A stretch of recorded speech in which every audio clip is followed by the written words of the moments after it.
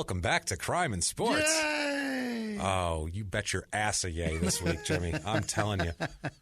Whew, we have the craziest case ever. So fun. My name is James Pietragallo. I'm here with my co-host. I am Jimmie Whisman. Man, we have the craziest case ever. I want to thank all you guys for joining us. Thanks for joining us for the past year. Today is the last episode of our first year of doing Crime and Sports. Next year is our one-year anniversary show, which is insane. Next week, next week is our one-year anniversary show, which you're going to want to tune in for because it's going to be wild. We have a bona fide, genuine serial killer coming at you, so you're going to want to check that out. This week is the craziest story we have ever. I want to thank everyone. This wraps up the year, James. It's this, and we're going to wrap it up, too, in the end in high fashion. Let me say this real quick. We have never missed a week in a year, and we have fucking jumped through so many hoops, organized so many things in our personal lives to get this done. Yeah. And I'm very proud of you, and I'm very proud of me. I'm very proud of this. We did this Thank you, James. Thank everyone out there. Also, thank Sarah Hunt for doing our social media and all of our graphics and artwork and everything. Right? Yeah, thank you guys. You guys have made this what it is, and we appreciate it. It's unbelievable. Thank you guys for your iTunes reviews this week and everything like that. The iTunes reviews mean the world to us. Please get on there if you haven't. Please sign in, do your thing. I know it takes 30 seconds. Give us 5 stars. Tell us you're following directions. So important. Whatever. It's so important. Drives us up the rankings, gets us on the charts, gets us sponsors, all that good stuff. So please do that on the business end if you like us and you'd like to keep hearing more Crime and Sports. You want to hear us be successful.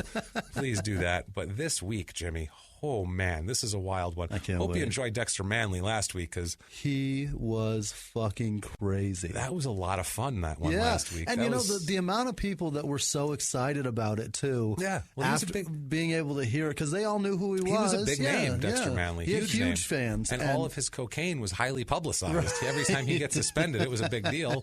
And as we know, he would have a lot of quotes that he would be happy to give the media. Holy shit. Coke-fueled. Man. Why is that a tongue twister? Coke-fueled quotes. That's a tough one. That is not. That's easy. That's not you. No. Trust me. That is them. Good Lord. So, yeah, here we are, though. With our 1 week away from our anniversary show. I can't wait for that one, too. Stick around after this story, by the way. The story will wrap up a little shorter than normal, and then at the end we are going to have some amazingly fun stuff for you, one of which Jimmy doesn't even know about, and I'm going to surprise him with it, so I'm not going to tell you, but it's going to be really fun. It'll help bring the past year together. If you've had questions, where did this come? Where did that come from? We're going to answer it for you. Great. It's one of those. It's going to be a lot of fun at the end. Big stuff. Big stuff. But before that, never mind all that stuff. We're going to get to that. Let's get to our crime this week, our criminal, because it is the craziest, most batshit. It's one of the craziest crimes I've ever heard about. Period. Never mind in sports or it's just, it's insane. And it was just a psychotic thing to do? Psychotic isn't the word. I don't even know if psychotic, it's not even psychotic. It's just, you just go, what? Well, no, he did what? No, then he did what? My head was exploding during this. God damn it, let's go. Let's do this. We have now, this is an unknown here, too, which I love giving you guys the unknown cases. We love doing the unknown cases. Nobody wants to hear more about OJ. Let's hear more about this guy who doesn't even have a Wikipedia page. No Wikipedia page. That's so good. Really hard to find information. That's as unknown as it gets. Joe's son had a fucking Wikipedia page. Yeah, well, shit, he was in an Austin Powers movie, but this guy, I don't even have his middle name. Really? I have his initial. Okay. He's Jarrod G. Wyatt. Okay. That's what I have. He's an MMA fighter. All right. Briefly, extremely briefly, and we'll get to how brief. More brief than 5 losses? I can't even find his birth date. Wow. I have some info. I know he's born in 1984. Okay. That's it. I know he had a tough childhood. He's younger than me. He's younger than you. And you've never done anything he's done way more than you with his life. Trust me. Not in a good way, but he's done something. He's done something. He had a rough childhood. Mm-hmm. I know that. I don't know why he had a rough childhood. I just heard quotes of he had a rough childhood. So I'm like, must have had a rough childhood. I don't know. Literally, early life, I know shit about his early life because it's impossible to find. What I found here is so difficult. Basically, in the media, there is the trial of what happened because it's really sensationalized insanity, and that's it. There's nothing else. I had everything on that I found was through a local tiny newspaper in Del Norte County, California, which there's nobody there. Yeah. It's the far extreme northwest California corner of, like, on the border with Oregon and the Pacific Ocean. It's there. It is way up there. I found newspaper articles, and after 3 of them, they don't let you read anymore. What? They bring up a thing on screen that says you must subscribe to read any more articles. Terrible. They want money out of me. Well, and I'm of like, course. I can't There's afford nobody this. there. They've got to finance that paper by it's horrible. robbing from people that give a shit about one thing that happened. Unreal. So basically, they put the thing up in the middle of the screen, and it's all like shaded around it. So I had to You're like, read. I'm not paying you, fuck. Get out of here. I read like 15 articles in the half an inch space under that ad, all shaded, one line at You a are a time, hero. squinting. So patreon.com/crime and sports. Jesus Christ. God damn it, donate. Man. What? You're a hero, James. Maybe we can subscribe to some of these sites, but not that one. On No. principle, I'm not giving them No. $10 because It's like I'm never going to look at it again. Fuck you. I'm not That's doing like that. that free New York trial of Times. porn. Like, my dick's hard, goddammit. Just keep going. Now. 10 more seconds. Now, not then. Now it is. You understand? Amazing. So yeah, it's Jarrod Wyatt is his name, as we said here. Okay. He's born 1984. All I know is he started boxing at the age of 10. Okay. That's a thing that I know. That's from one of these articles I had to read in the thing. I know nothing about him up until 2007. Otherwise, Okay. He's in Crescent City, California, and Calumet, California is his other place that he stays later on, and that's it. I'm guessing not living the dream. Oh, he's not living the dream. No, he's definitely not living the dream. He's having a rough childhood. He really is. Now, he starts out here, and all these fight. If a guy's a fighter, that's an indication that he's had a rough childhood right there. Just the fact that he's like, I want to let people punch me in the face. Right. They've had some issues in their life. They just don't normally get well-adjusted people who've had easy, nice childhoods with good homes and, opportunities for college. They're like, no, I want to let a dude choke me. No, it's going to be much better. I'm going to get my underwear, have a guy choke me out. That seems better to me. I'm gonna cauliflower ear does not even scare me away from that. No, and he has that's one, what, too. Really? Yeah, of course he in does. his mugshot, I could see Jesus. it. Spoiler alert, he gets arrested later. That's an indicator that there's problems in that man's life. Yeah. Because cauliflower ear does not scare him away from that. Scare him. That's It not- attracted him to it. He loves it. Where you see his quotes about fighting later. Amazing. He loves to fight, this Wow. guy. He loves it. On April 23rd, 2007, he wins first place in the... Jesus, this information was hard to find, by the way. Oh, boy. He wins first place in the SoYouWannaFight.com Tough Man contest. The what? SoYouWannaFight.com. What year? 2007? 2007. So you want to fight.com Tough Man contest. It's in Trinidad, down on the island there in Trinidad at the Char A Heights Casino. It really feels like that was influenced by So You Think You Can Dance, or it's one of those stupid TV shows. So you want to fight.com.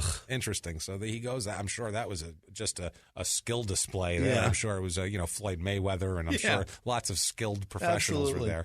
No, see, that was probably a bunch of dudes in jean shorts pounding the piss out of each other. So you want to fight Tough Man contest. They're dragging tractor tires through the parking lot. Without a doubt. Getting limber. We're going to do this. Yeah. Now, April 30th, 2007, there's an article in this tiny paper that I had to read through the half an inch of screen, through the gray, about local fighters in the area that are training at the Del Norte Health and Fitness Center. There's a bunch of them there. There's a few from the area. They're calling themselves Team Intense. Oh, boy. So he's part of Team Very Intense. clever, fellas. Yeah, and boy, does he get some intense shit going on. Now, the first fight I can find of his, I don't believe this is not his professional debut. First of all, this is another thing. I don't know what classifies as a professional MMA fight. I don't know what sanctioning it needs to be. And I'm not being a wise ass. Right. I just don't know. I don't because either. it seems like there's no difference between guys beating the shit out of each other here or there or whatever. I don't know if it's the referee has to be of a certain caliber, if you have to pay a commission to do it, if that's the deal. Do I have to do it in front of Mills Lane or that fucking big guy that says, let's get it on? I have no clue what this is, but he fights people presumably paid money to get in. It's semi-professional. Because they do this shit at a state fair, too. Yeah. Well, every state fair in the country does this shit. This here, wow. He fights at a place called the Golden Bear Casino. Mm-hmm. Now, to give you a little background on this casino and how luxurious it is and in the area it's in, basically, there's an article here saying that the month before this fight, saying that the company that owns the casino here, they're announcing that they're going to open a gentleman's club next to the casino, okay, separated by 6 feet from the casino. It will be called the Honey Pot, which will be affiliated with 3 Louisiana strip clubs, including one on Bourbon Street. That is so gross. So Louisiana, Bourbon Street, middle of nowhere, Northern California. The Honey Pot. The Honey Pot, which sounds disgusting. They have put about $10,000 into renovating the building so far, because there was a couple of failed businesses there before that. They're having trouble finishing because Del Norte County is so sparsely populated that they're having trouble getting a plumber and an electrician to come. They can't find one in the town. That's how rural this place is. Literally, there's an interview with the guy, and he's like, I just can't get a plumber or an electrician. Like, literally, that's what we're waiting on. We're out of money. I can't fly one in from Fresno. It's just like, I just can't get one to come out here. Nobody will get in their truck with all their shit and drive 2 hours to the middle of nowhere. Holy Christ. Unreal. So they said they're spending a lot of time on the stage, really getting that stained up nice, they said. Get all that brass polished up. Oh, boy. The club will cost a total of $75,000 to renovate. The town council's pissed off about this. They thought it was going to be an arcade for the kids to play in while their parents were losing all their money at the casino. Oh, it's an arcade, all right. It's an arcade. Hold on to those quarters Mommy gives you, because you're going to need them for something to eat afterwards after she wipes everything out. So let's do that. Those poor kids. Imagine that's the saddest arcade in town. Did you ever do that when you were a kid? Go to the arcade? Yeah. Well, no, I mean, my parents, my stepfather and my mother took us to Vegas once. Really? Brought the kids with them to Vegas. It's the most trashy thing Never. to do. No, I'm from New York. There's no gambling. Atlantic City is too far. No one's taking their fucking kid down there. And they fucking dropped us in the arcade at Circus, and they went and played fucking blackjack. Great, so you could be terrorized by clowns. Perfect. And Thanks, Mom.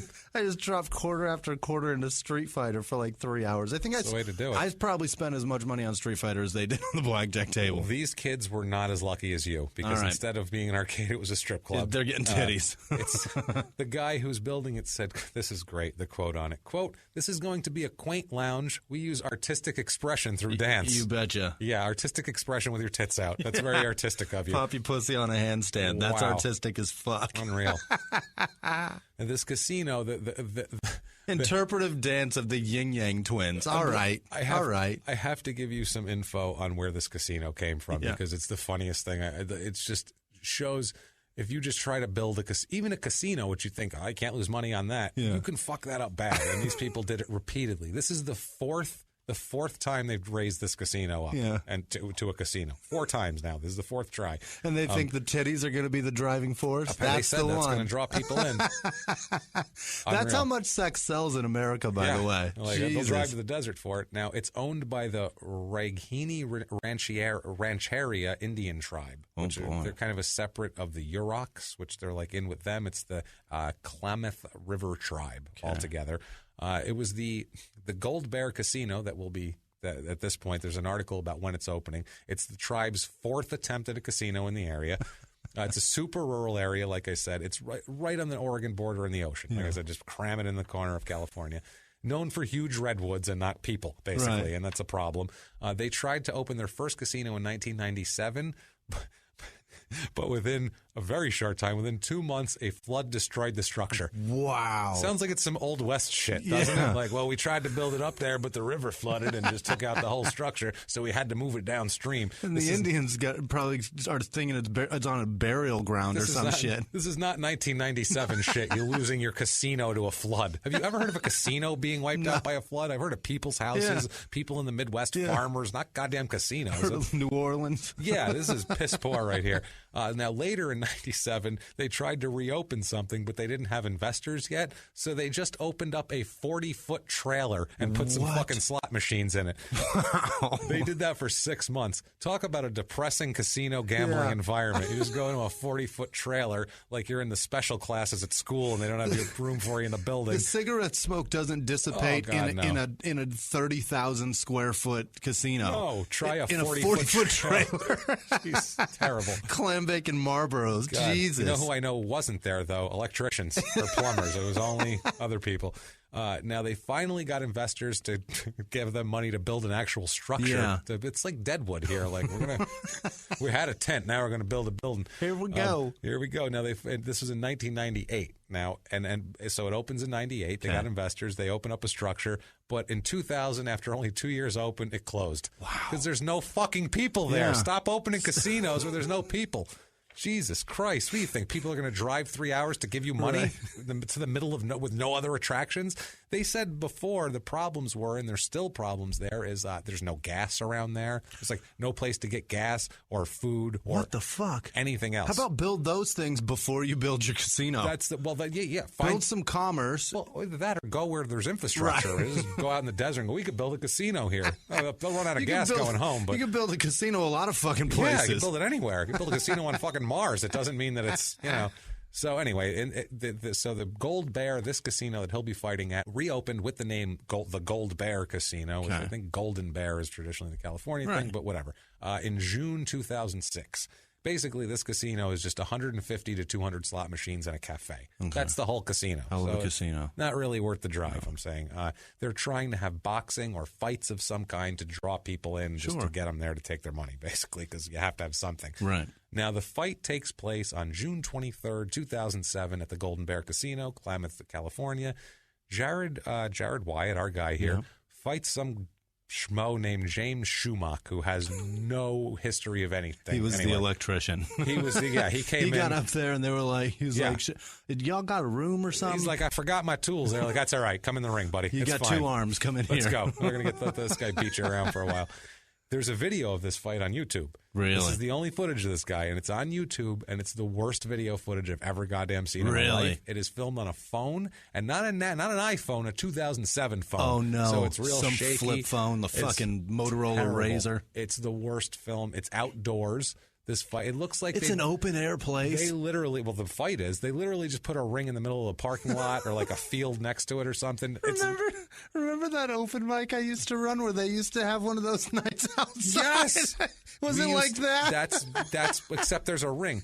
We used to work at this place, the comedy, early days of comedy. What a shithole that place is. Every other Friday night they would have fights in the parking lot. Fight night, yeah. Fight night in the parking lot. And it was just people walking around screaming and hitting shit while you were going over your jokes. And they didn't take kindly to being talked shit to by us either. So it's just, they came in one night while I was setting up, and they took my mic and were doing a way in stare down and just took over my stage, and I had 12 comics sitting in the corner. Not one of us were going to say fuck to these people. They're all shirtless. They just robbed my mic, and they're just now what do you think about it? And they're they're just doing their own open mic? It's crazy. Wow. Let them do it. And I just had to let them finish. What are you going to do? Yeah. Those people are crazy because they really want to be Chuck Liddell so bad. They do, and so do these idiots here. There's so much so that they want to fight in a parking lot, basically. There's a ring up, and it's got a lot of flags on this ring. Yeah. It's flagged out. Now, they say later on in this article that I found and read through a half inch of gray, they say there was 300 people there. I'm going about 100 people there, it looked like. Most of them look like white supremacists. Oh, I'm sure. Just saying. Yeah, I'm sure they it's look a rural up there. There's a lot of shirtless white guys with shaved heads. You bet. Running around, really sticking their chests out, looking super supremacy-ish. Yeah. Just I don't know. They're in the yard, right? It might have just been hot and they shaved their heads and couldn't have a shirt on, but they look like fucking skinheads. I'm just saying they are.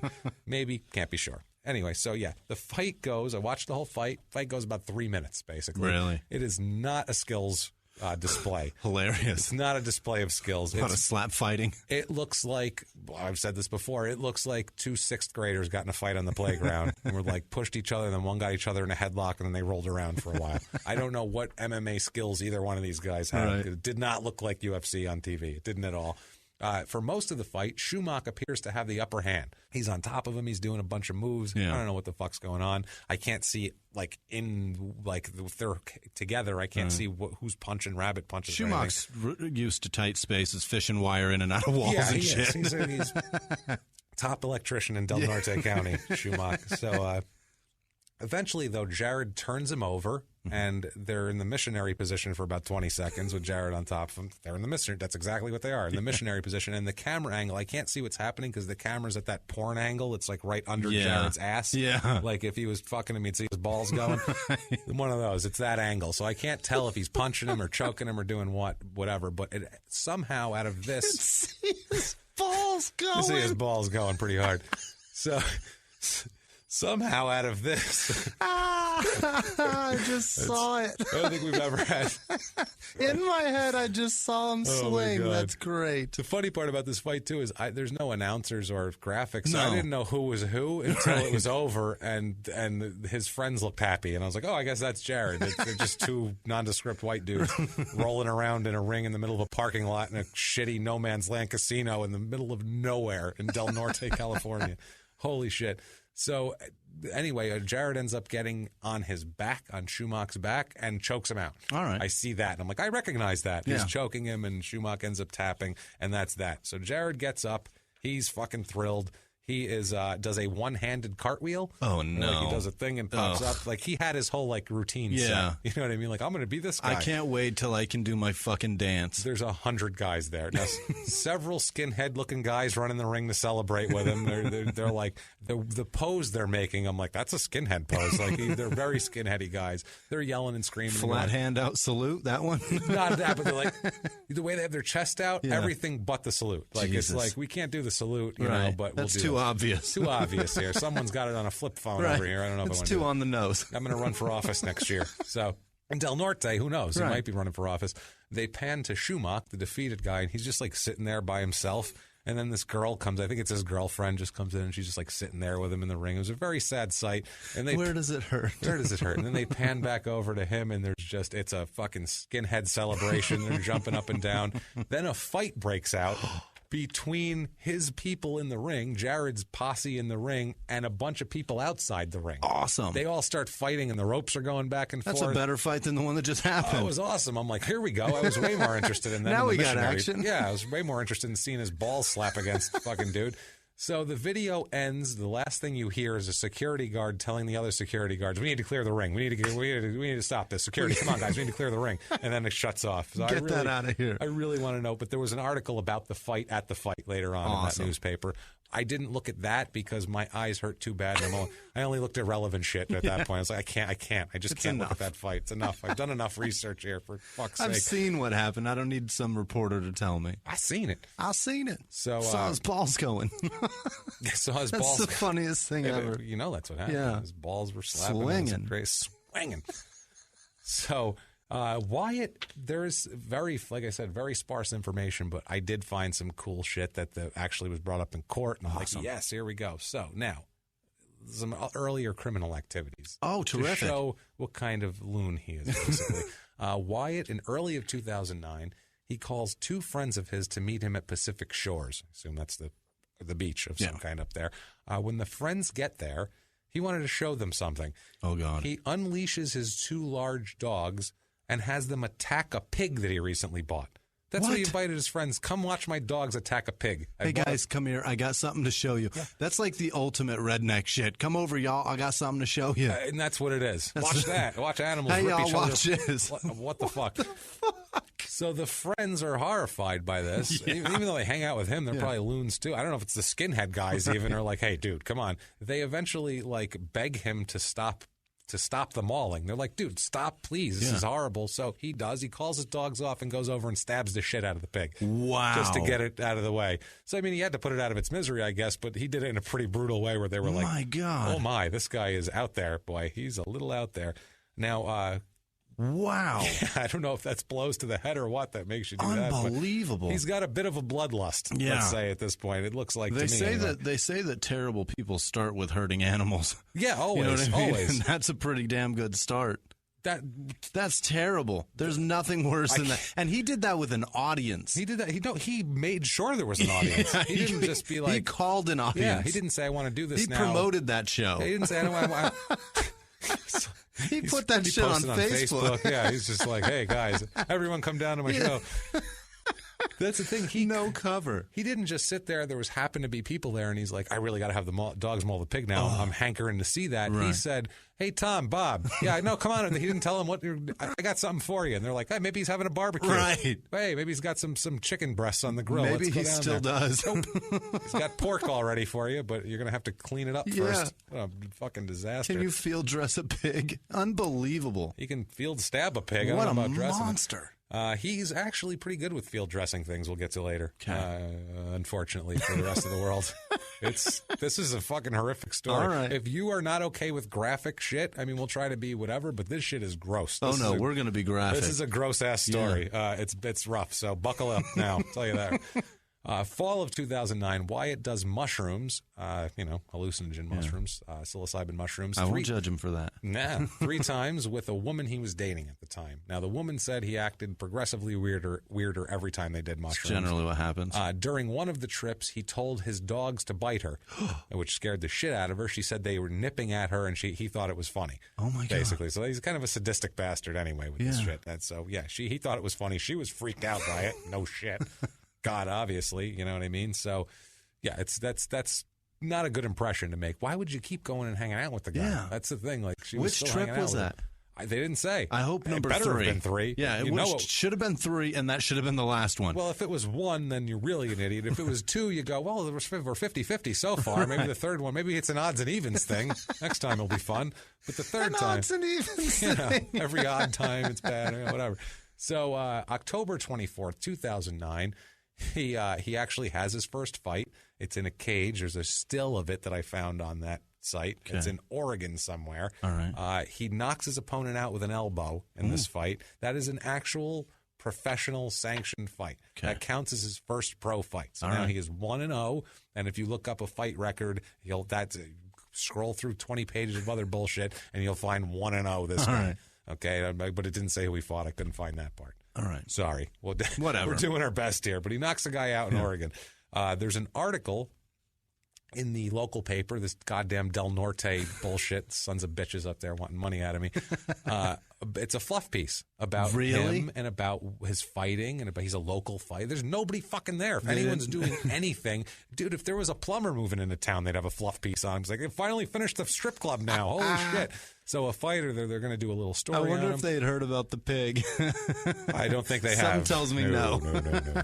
I don't think that made the paper quite yet. So he's got a manager now at this. He's got a silver-haired middle-aged white man because you got to have one. And it's imperative. He has quite the silver statement later on. But right now, he's being managed by the local medical marijuana grower in the area. What? A guy named Dante Vitullo. Of course it's Dante. Was a fighter, and now he doesn't want to fight. He's bankrolling, basically. Yeah. He's a trainer and a fighter, and he just bankrolls. He's got tons of money. Bringing the weed money in. Yeah. Vitullo wants to send him to Iowa to train. Remember all of our MMA fighters going to Iowa for the training camp? That's where he wants to send him.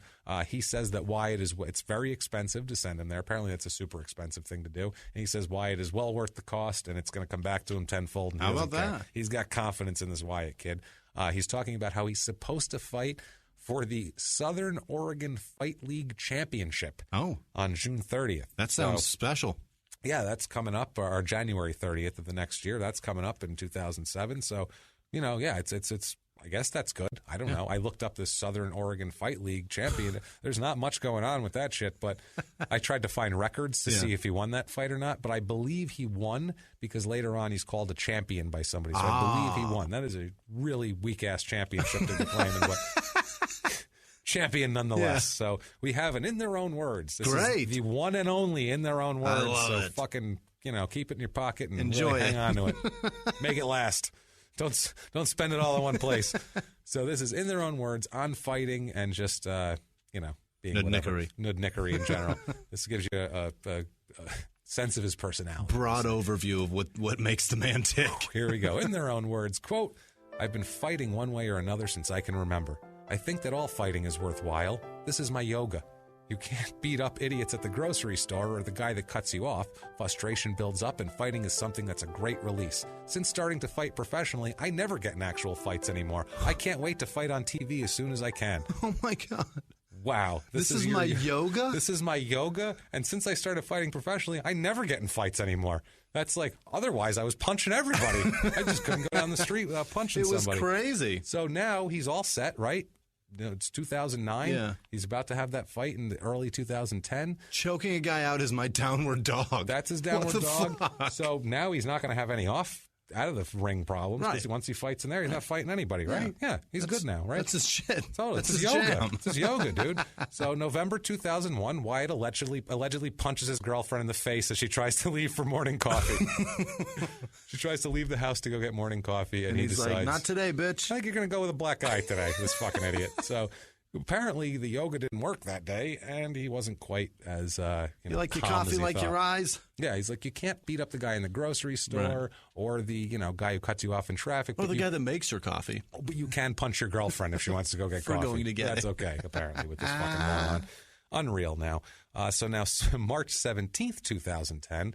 Note the date, March 17th, 2010. Wyatt allegedly punches a 16-year-old boy in the face. Wow. Because he was at the ocean and he didn't like the logo on his surfboard. Oh, my God. And made fun of it and walked over and punched him in the face. What the fuck? Wyatt didn't like his logo. Yeah. Not the kid made fun of his logo. Wyatt got mad and punched him. He said, I don't like your fucking logo, and punched the kid in the What face. was the logo? 16-year-old kid. It was some brand. I looked it up. Really? It's some I don't know surfing, so it doesn't matter, but it was just a brand. It wasn't even like... It wasn't like the Black Panthers or something? No, it's what I mean. He didn't have like a, I don't like fucking UFC skinheads. fighters. Yeah, he had nothing like that at all. It was I crazy. don't like guys with the last name of Wyatt. I don't like mohawks because he's got a mohawk, this moron, too. Unbelievable. Got a total mohawk. Of course he does. He's an idiot. So, yeah, he punches a guy over a surfboard. So, apparently his a 16-year-old kid. 16 years That's old. assaulting a minor. No problem. That's crazy. No worries. It's all good. But if he punches his girlfriend, of course he'll punch a kid. He doesn't care. This kid's a stranger. Yeah. He's not even, his girlfriend at least probably has some value to him, even in his warped In mind. 2010, he is 27? Yeah. 27, 27 years old. 26. What a shitbag. Yeah, he's a shitbag. Punching a completely. 16-year-old Punching a kid. 16-year-old, punching girlfriends and saying how fighting's his yoga. Wow. Idiot. My yoga.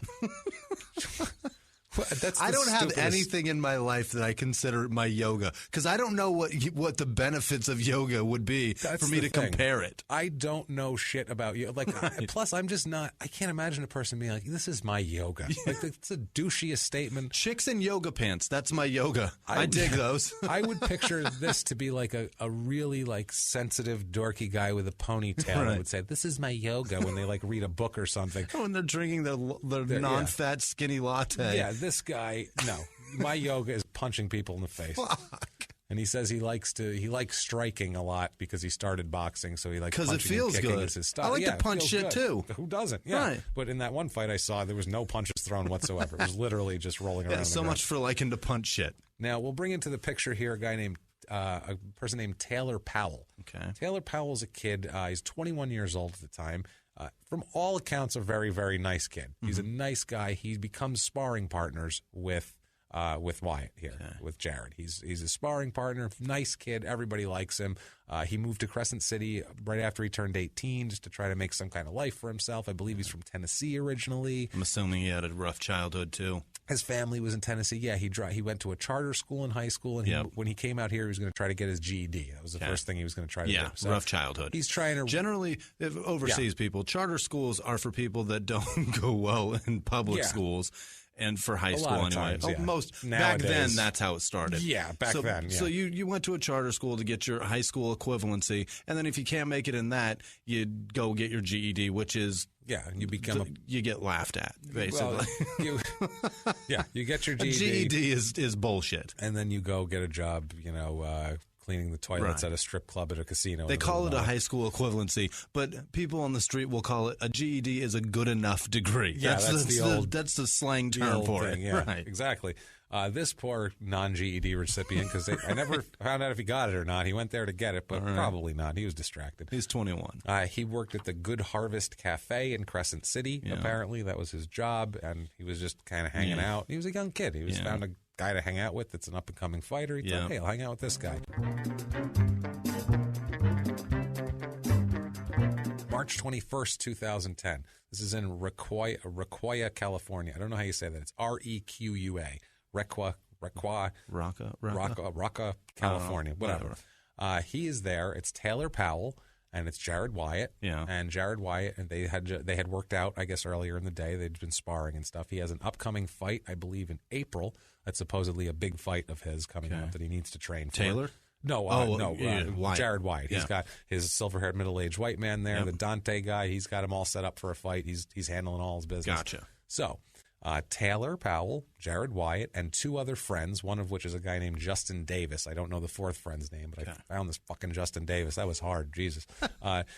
Justin says that the day before, they all drank mushroom tea. The night before. They all made tea with some mushrooms. We're back into hallucinogenic mushrooms here.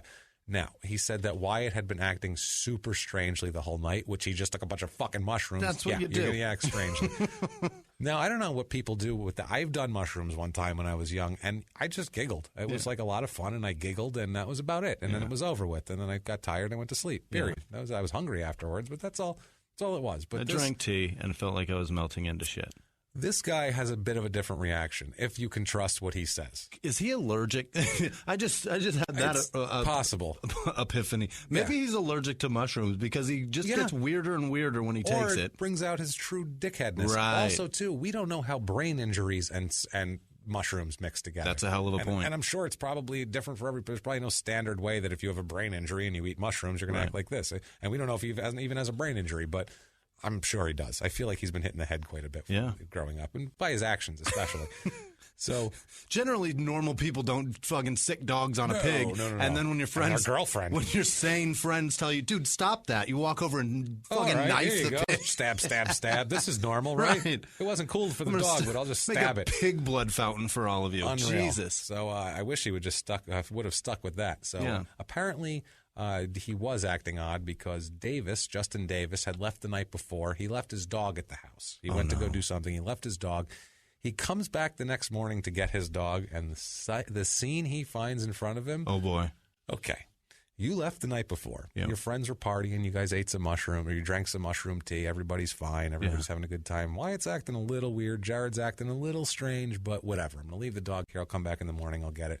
You probably figure you come back the next morning, you're going to find them sleeping it off or something, right? Right. And your dog running around the yard needing to eat. Yeah, maybe a pile of shit in the corner or something. You figure these guys aren't responsible enough to take them out. So when Davis returned, Jarrod Wyatt was in the middle of the living room.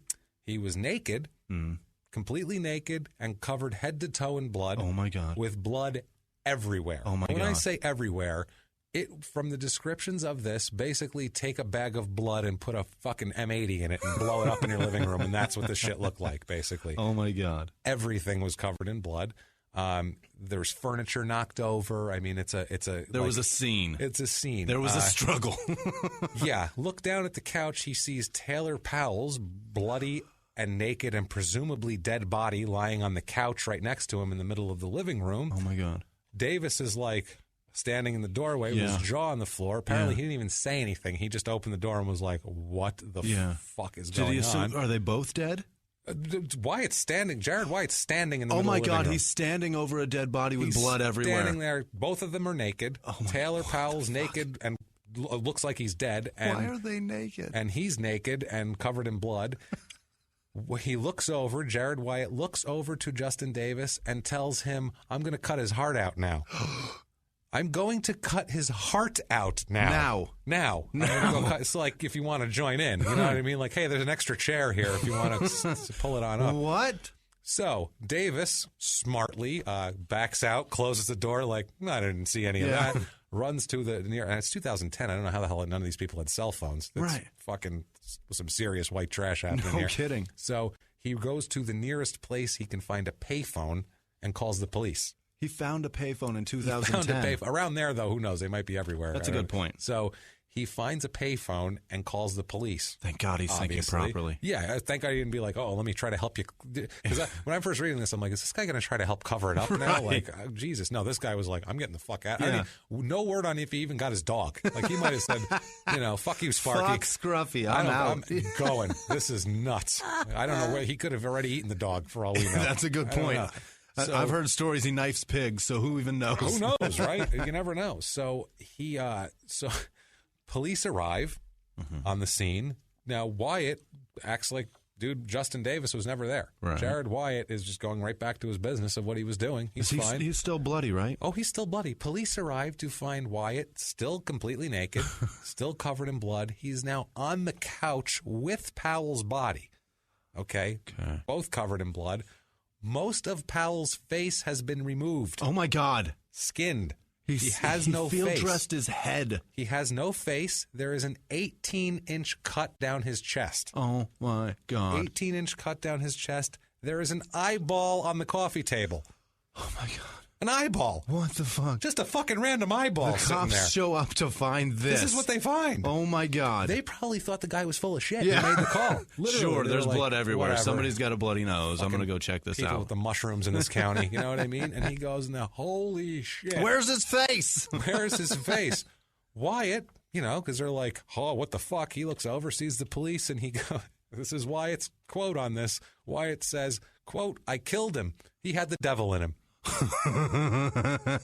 He doesn't anymore. Imagine the look on the cop's face for that. So did he open his chest to pull the devil out? Let's just be the cop for 1 second. Yeah. You walk in, you hear this story, you're like, yeah, I'm sure there's a bloody guy with it. Whatever. What the fuck, man? Now what's going on? These jerk-off kids, blah, blah, blah. You show up, and you go, whoa. Yeah. And then there's an eyeball on the table. Yeah. There's blood everywhere. There's a gash down there. There's a missing face. There's no face on this guy. And when the guy who called the cops left, he had a face. He had a face. And there was no gash in his chest. Right. And one of the eyeballs were in his head. Right. Now there's an eyeball on the table. Now it's on the table. And he what do you do? Pluck it out? And he's like, I'm going to put that there so I don't lose it.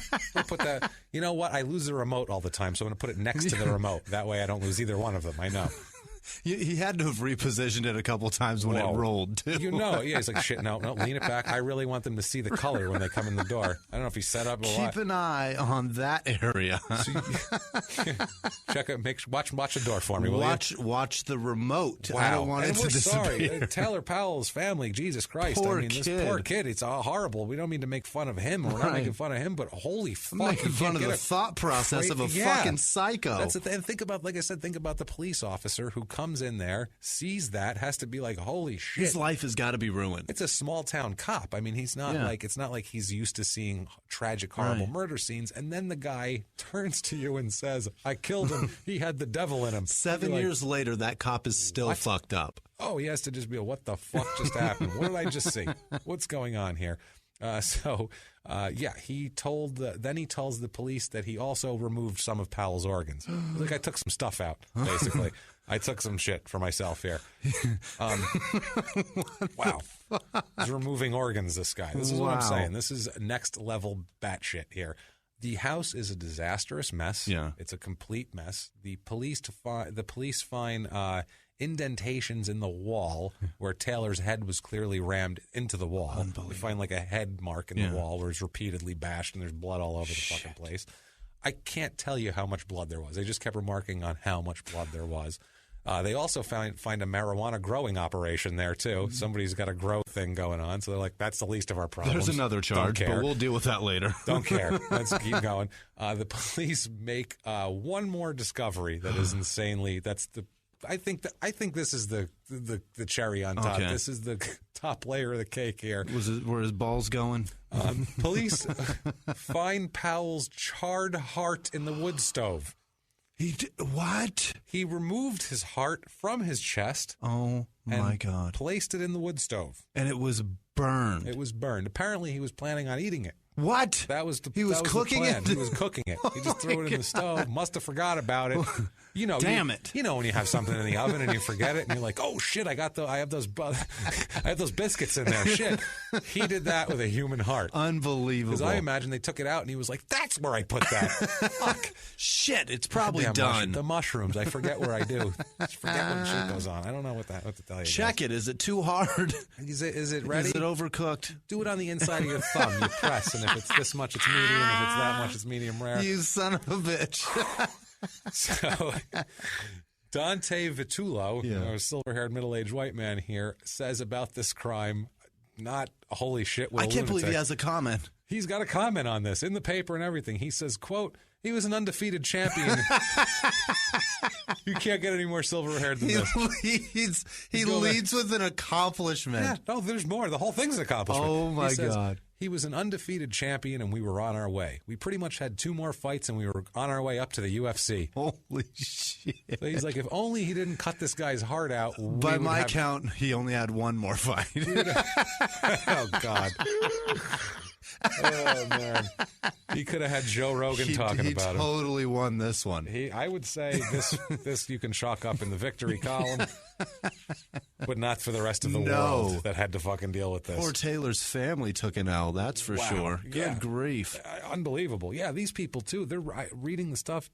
Their family is so sweet. The Powell family are the sweetest, nicest people. That's why it's like, sorry, I don't mean to make fun of Taylor, because we're not making fun of Taylor. We're trying our hardest. We're trying our hardest to get through this is brutal and grisly, and if we don't make jokes, it's how just do you gonna tell be gross. this story? That's what I mean. Without him. How do you tell this story? This is the way I process shit like this, the way you process I this. dare Dateline to get a hold of this and try to tell it with decency. There's no way. There's no way. This is fucking awful. They might not make jokes about the about the doneness of the heart and the thing, but whatever. You know what I mean? That's what we do. So sorry if you are offended by this at all. Apologies and fuck off, because this is what we do. So sorry, this is the show. If you don't like it, unsubscribe. There you go. Anyway, moving on. So the March 25th now, 2010. By the way, they arrest him with no issue. Really? He puts his hands behind his back. He's like, yeah, no problem. Solve the devil. Let's get out of here. That's it. Got to get the devil out of him. I mean, Jesus, that's it. So they take him out of there. He's going crazy for the next 4 days in jail. Really? Del Norte sheriff asks for a transfer for Wyatt to a different location. Really? They're like, we can't fucking deal with this guy. It's like a small town sheriff's office with the jail, and he says that Wyatt has tried several suicide attempts. This is in 4 days. He's tried several suicide attempts and claimed to see and hear people that aren't there. Oh, my God. He claims to see the devil and says that the voices in his head are instructing him to, quote, do violent things. So this sheriff said, for the safety of my staff and other inmates, can we please take this guy somewhere that has facilities that can fucking take care of him? Because we can't. Put him in a padded cell somewhere elsewhere. Unbelievable. So, I mean, he grows up shittily, apparently. Yeah. Has this shit, starts boxing when he's 10, has silver-haired, middle-aged white men.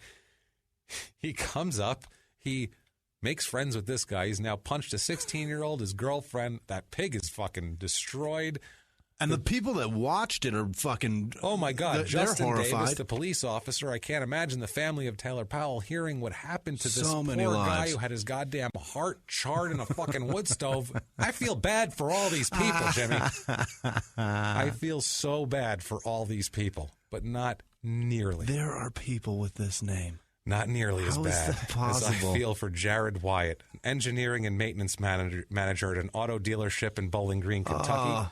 Jarrod Wyatt, National Account Sales Manager at Labatt Food Services. Oh, he's doing great. Yeah, in Grand Junction, Colorado. So good for him. He's got legal weed. Jarrod Wyatt, hospital and healthcare professional. What the fuck? He's been a direct care worker for the past 8 years in Bastrop, Louisiana.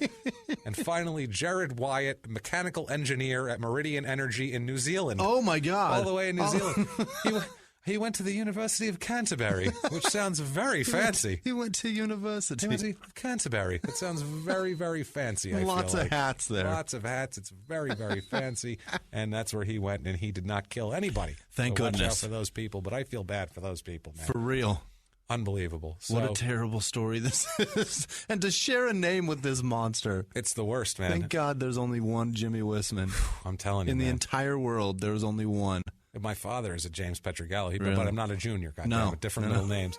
And we luckily, I don't think he's going to kill anybody anytime soon. If he does, I'm in deep shit. Or maybe I'll kill someone and put him in the fucking in the shit for it. Take that, Dad. How's that? So June 12th, 2010, Wyatt finally, because there's been all this shit with sanity and everything else, he's finally entering a plea. Okay. He enters a dual plea to the murder charge. He pleads not guilty and not guilty by reason of insanity. So this basically says, I didn't do it, but if I did do it, I was not mentally fuck. competent at the time to do it if you decide that I did do it. Here's but I didn't the thing. do it. You did do something fucking crazy. Yeah. So that may be legit.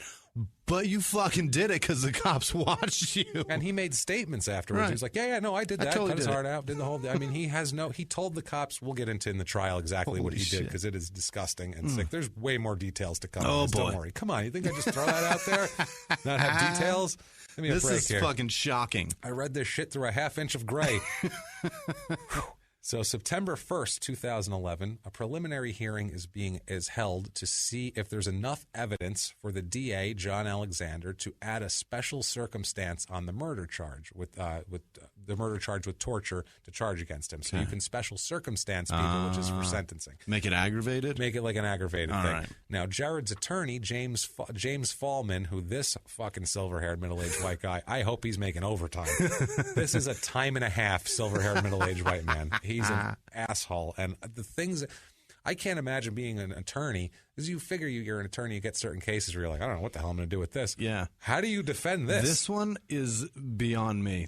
You better have somebody that has done lawyer shit for years and years and years. This is a mess. This is crazy. And he tries his ass off too. This is a mess. He really tries. He broke a sweat. He put in his time. Wow, this is overtime. He insists, this is James Fallman, he insists that his client was on mushrooms the whole time. He's like, that was a big deal, so it shouldn't be special.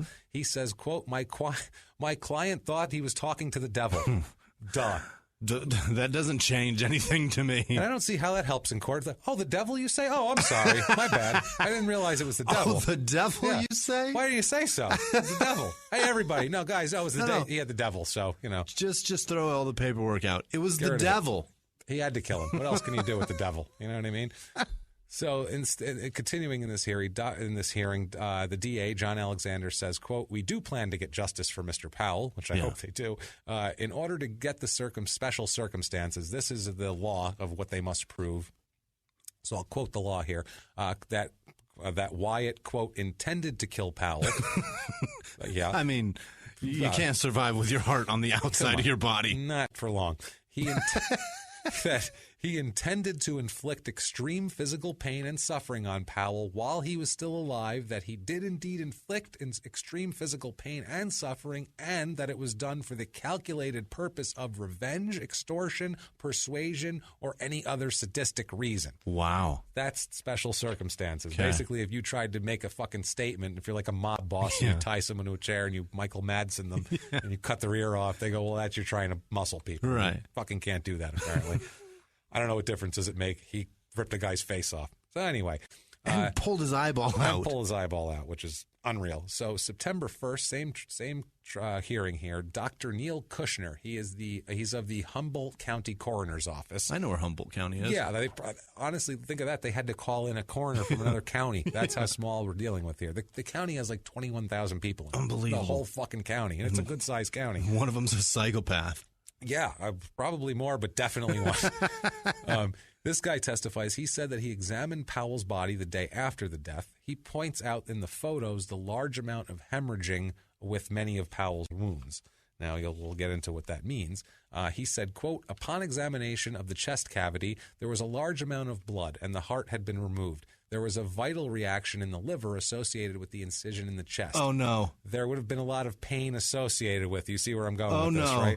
At that point, Powell's mother, Kathy, runs out of the courtroom because she's heard enough. She's getting what I'm getting right now. Yeah. Yes, exactly. Oh, my God. Kushner said that Powell had extensive abrasions and contusions to the face, blunt force trauma to the head, contusions and hemorrhaging in the brain, and a large cut on his scalp. He also said there was extensive hemorrhaging in the tongue tissue and soft eye tissue. Oh, by the way, he cut his tongue out too. What? Didn't tell you that part because it's coming up here. All of this says to him that Powell was still alive when all of these wounds happened. God. All of them. Holy shit. Even alive when his chest was cut open and his heart was removed. Oh, dear Jesus. They think he removed his beating heart. Oh, my God. Indiana fucking Jones and the Temple of Doom style and held it above his head like a fucking maniac. God. Yeah. Let's unpack that. Let's not go on the DA. Let's just, for 1 second. Because all those medical terms that were just said pointed to the fact that his body was reacting to all of the damage being caused. Exactly. Which means there was blood coursing through his body and he was breathing and alive. While his face was field dressed, his eyeball was plucked out, his tongue was cut out, and then his chest was opened and his still beating heart was removed.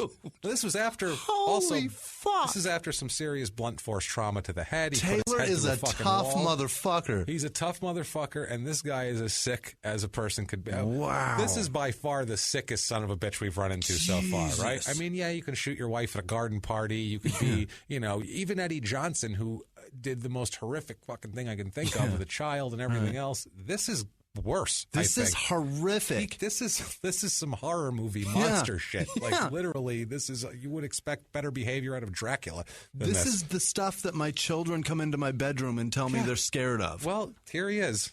Now you can. Holy shit! Now you can reassure them that he is real. Yeah, the boogeyman exists. Let's find out if he's off the streets. Oh at my least. God. So yeah, all of this suggests that he was alive. Like I said, unbelievable. That right there, sir, is the heart of the story. You know what I'm saying? You punning son of a bitch. You That is punning crazy. bastard. That is crazy. Psychotic.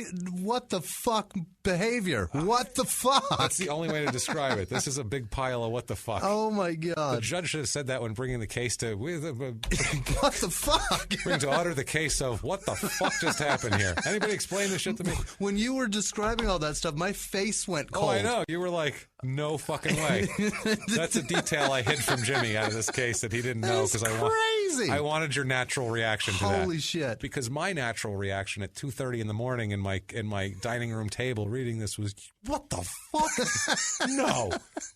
How do you get to that point? Like, No. because the dude they did the mushrooms. Mm-hmm. The dude left. Mm-hmm. He sobered up and came back to get his dog. You would presume that everybody else that took mushrooms, That's what I mean, has sobered up by now. When he came in, he probably thought they'll be sleeping. Yeah. They'll be sleeping. Hopefully they let my dog out or fed it or gave it some water or No. something. No. They're not sleeping. This guy. They're still under full control of those mushrooms. Let's also talk about mushrooms for a moment because, like I said, I don't know how that affect brain damage and mushrooms is affected, but I've never even heard of somebody freaking out on like on acid. Someone might freak I've out. heard of weird mushrooms shit. are mild when it comes to that. I've never even heard anybody like harming anybody on acid. I've heard of like they harm themselves. Yeah, They'll jump wanting out to- of a right. fucking. Well, I've heard a couple of stories there. Who knows if they were even true? Right. Like the inflammatory shit from the 70s where they were like kids are killing each other and ripping their intestines out and shit like that.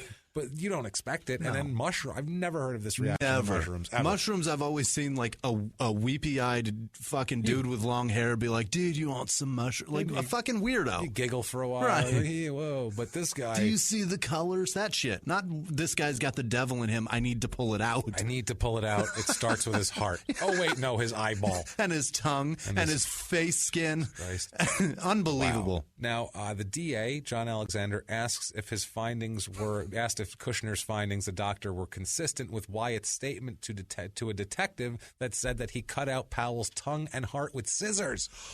He opened his chest with scissors. He opened his chest and then clipped off the whatever's connecting it. Oh my God! Clipped off the arteries or whatever and yanked the goddamn thing out. Same thing with his tongue. And you know it was the same scissors he fucking trims the dingleberries off the dogs with. Oh, I'm sure. It's the same. Some when filthy ass. he trims up his mohawk with him. I'm sure. This fucking gross. asshole. So Kushner said that yes, it was. And he also said it would have been very painful because, quote, there are a considerable amount of nerves in the tongue. Oh, my God. No shit. Oh, Jesus. Also examined the heart, tongue, and eyeball separately from the body, just on their own. He played with it, knocked it around a little bit. He played some marbles with the eyeball. Now, the attorney Fallman asked Kushner whether the hemorrhaging could have been caused in another way. He said, quote, with choking of someone, isn't it accompanied by hemorrhaging of the eyeballs? Yeah. And he's working OT, this fucking guy. He's like, let me find something. Yeah. I don't know. That's all I can find. Have you ever heard of an eyeball popping out? Let's just say choking. Let's just say he choked him to death while he was still alive. Then what? And then he didn't. Then he removes it after death. Does that make it better? I guess he's trying to. I don't know. He's really working hard. He's trying. He's earning his silver hair. This guy. Kushner said that yes, that sometimes happens, but I doubt it here. Right. Fallman also asked him if there were any injuries that could have been the singular cause of death. Mm-hmm. You think? Kushner answered, yes, the removal of the heart. Yeah. And he added, you fucking dummy, in the middle of court. Jesus Christ. Maybe the heart. Maybe the heart. Maybe fucking maybe shit. Opening his chest could have made him bleed to death. And then removing the heart. Right. Also, blunt force trauma to the head. He said that could have done it too. Amongst other organs in there. Pretty sure that heart thing did it based on the other shit. Kind of the one. He said, quote, Kushner said, quote, it's hard to say whether Powell was conscious or unconscious during the blunt force trauma. It's possible a person would feel some pain even if they were partly unconscious. Yeah. Fallman asked if any of the injuries came after death, and Kushner said that possibly some of the facial injuries were the only ones, but not the tongue, heart, everything else. He said maybe he ripped his face off after he died. All right. I don't know why. Why would you do that? Right. So during these closing arguments now, there's closing arguments. Fallman said that the state had, Fallman, the defense attorney, is trying to tell them that the state had not met. This isn't even the trial. Here's the one thing, though. I got to interject. In that trial, if I'm the fucking police or anybody, I'd have just been like, the fucking witness said he came through the door, the face was gone, and the chest was still closed. Yeah, and he said, I'm going to cut his heart out now. None of that shit happened until all that stuff on his face happened, and then he pulled the heart out. That's what happened. Yeah. Well, I think he had a face when Davis was there. Okay. He had a face and eyeballs and a tongue. All right. So he wasn't dead yet. Okay. And then he did all of that in the time it took him to call the cops and everything else. He even had it cooked a fucking medium well. Yeah. All that shit. That's a lot of stuff to do. And keep in mind, this is not the trial. Yeah. This is the opening. This is a hearing about the special circumstances. Just whether they're going to put special circumstances on the charges. Oh, my this God. is all coming out. Fallman, the defense attorney, silver-haired, middle-aged white man extraordinaire, said that the state had not met the burden of proof for special circumstances, saying that there was no calculated purpose for all this. He said, quote, the mere fact that horrible pain is inflicted is not enough. Wow. This might be the silverest man we've ever encountered. That is a dicky thing to say. This could be the silverest guy ever, right? The fact that he really fucked him up means nothing. No, just that's not important here. Let's talk about what really is important. Now, DA John Alexander, the district attorney, said that Wyatt stated that he cut out the tongue because Powell was still whispering. What? That's why he cut out the tongue. Or he was just imagining that he was whispering. That's the thing, yeah. But he was probably going, please stop, right. Don't fucking kill me anymore. He says, quote, when you look at the totality of the circumstances, this definitely satisfies a sadistic reason. I would say no shit to that. I just saw in my head from Full Metal Jacket that the girl going, shoot me. Yeah, the sniper. Yeah. The sniper. Hilarious. I can't believe I just said that. What a fucking mess, man. This is what we're dealing with. This is a disaster. Still hasn't even gone to trial yet. Terrible. I mean, he's sitting in his cell trying not to kill himself, probably, I would think. Well, I mean, trying to kill himself. He's tried 4 times already. He says he tries to say that he's mentally incompetent. If you're the attorney, what else do you have? Not much. You just say, he's fucking crazy. Have you talked to this guy for 5 minutes, will you? Listen, literally. He's tried to kill himself in his cell 4 times. We have been here for 11 days. Let's go over what he did. Let's just look at what the police saw when they arrived, and you tell me that's normal behavior. And I don't think it fucking was. So, he's sitting in a cell. I mean, his cell's probably gross too. It's just a gray mess. It's in a shitty small thing. You know what I mean? And then the bar's open. And it's Dexter Manley, interior decorator from New York City. And he says,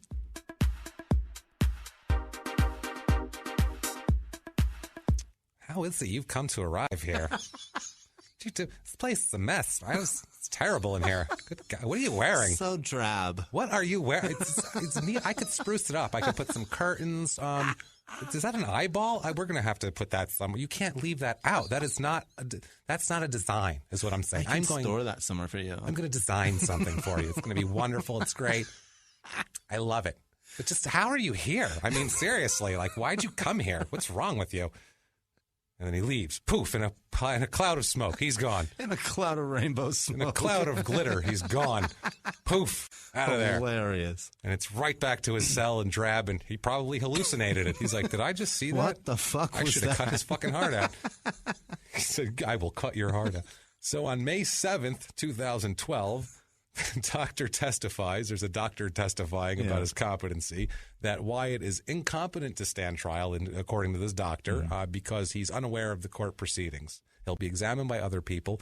For some reason, later on, 2 weeks later, the defense goes to the judge and he goes, I explained it to him. He gets shit now. Now he's fine. Literally was like, he's not crazy. Right. It's like the judge was like, okay, we got to clear this up. Does he understand shit or not? And the defense literally said, I think it's okay now. We're fine. He said, I explained shit to him. I think he gets it. We had a sit down. Literally. Told him that hearts aren't cool to cut out. They're like, he understands what's going on in court now, because that's the only way they can say that you're not competent to stand trial is if you literally don't understand what's going on. Okay. Like you have no idea where you are or why you're there. Okay, so that's the only way. And he says, I explained it to him. He knows where he is. He understands why he's here, so we can proceed, which is an odd thing for a defense attorney to do. You think he'd go, I keep trying. He's just crazy. He's fucking crazy. He ate a guy's, he ripped his face off. What do you want from me? I don't know. What am I, a magician? Field trust his friend. Wow. So, and a pig. So on May 15th, 2012, the judge requests a competency hearing. He's like, let's get this all cleared up. And so they find on May 26, 2012, the judge rules him competent to stand trial. Thank fuck for that. Yeah, no doubt. We need to get this guy put away, I think. Let's fucking move it right along. Wow. On August 31st, 2012, there's pretrial motions. Wyatt will be, this is crazy.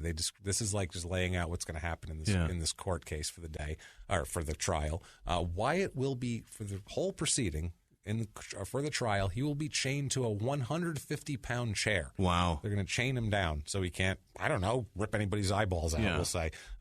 DA said, quote, he will be chained to the heavy chair, restricting his mobility.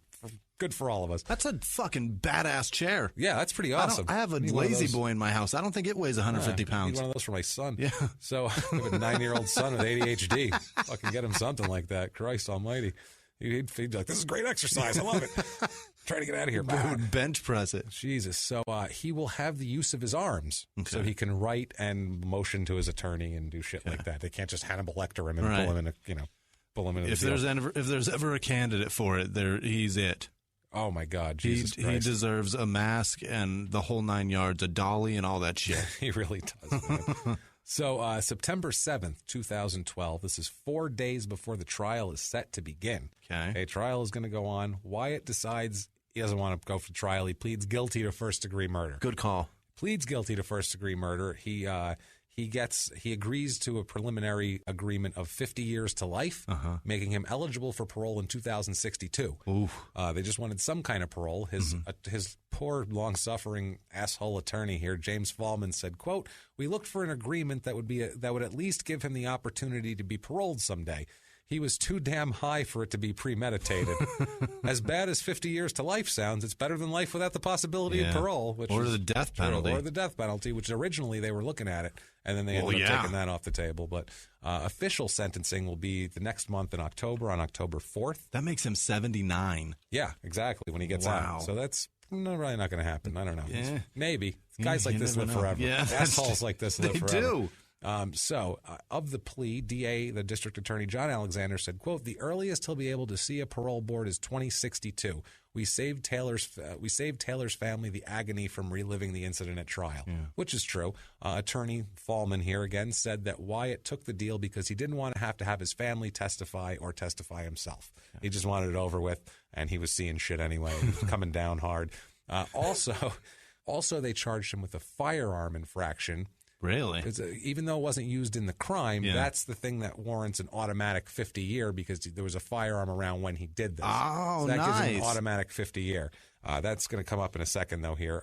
They left the weed growing operation out of it entirely? Yeah, they just said whatever. Wash it? Wow. Well, it's California, too. The laws for weed aren't that stiff. I mean, they're like, what are we going to charge him with there? We were trying to get him for 100 years and, get him off.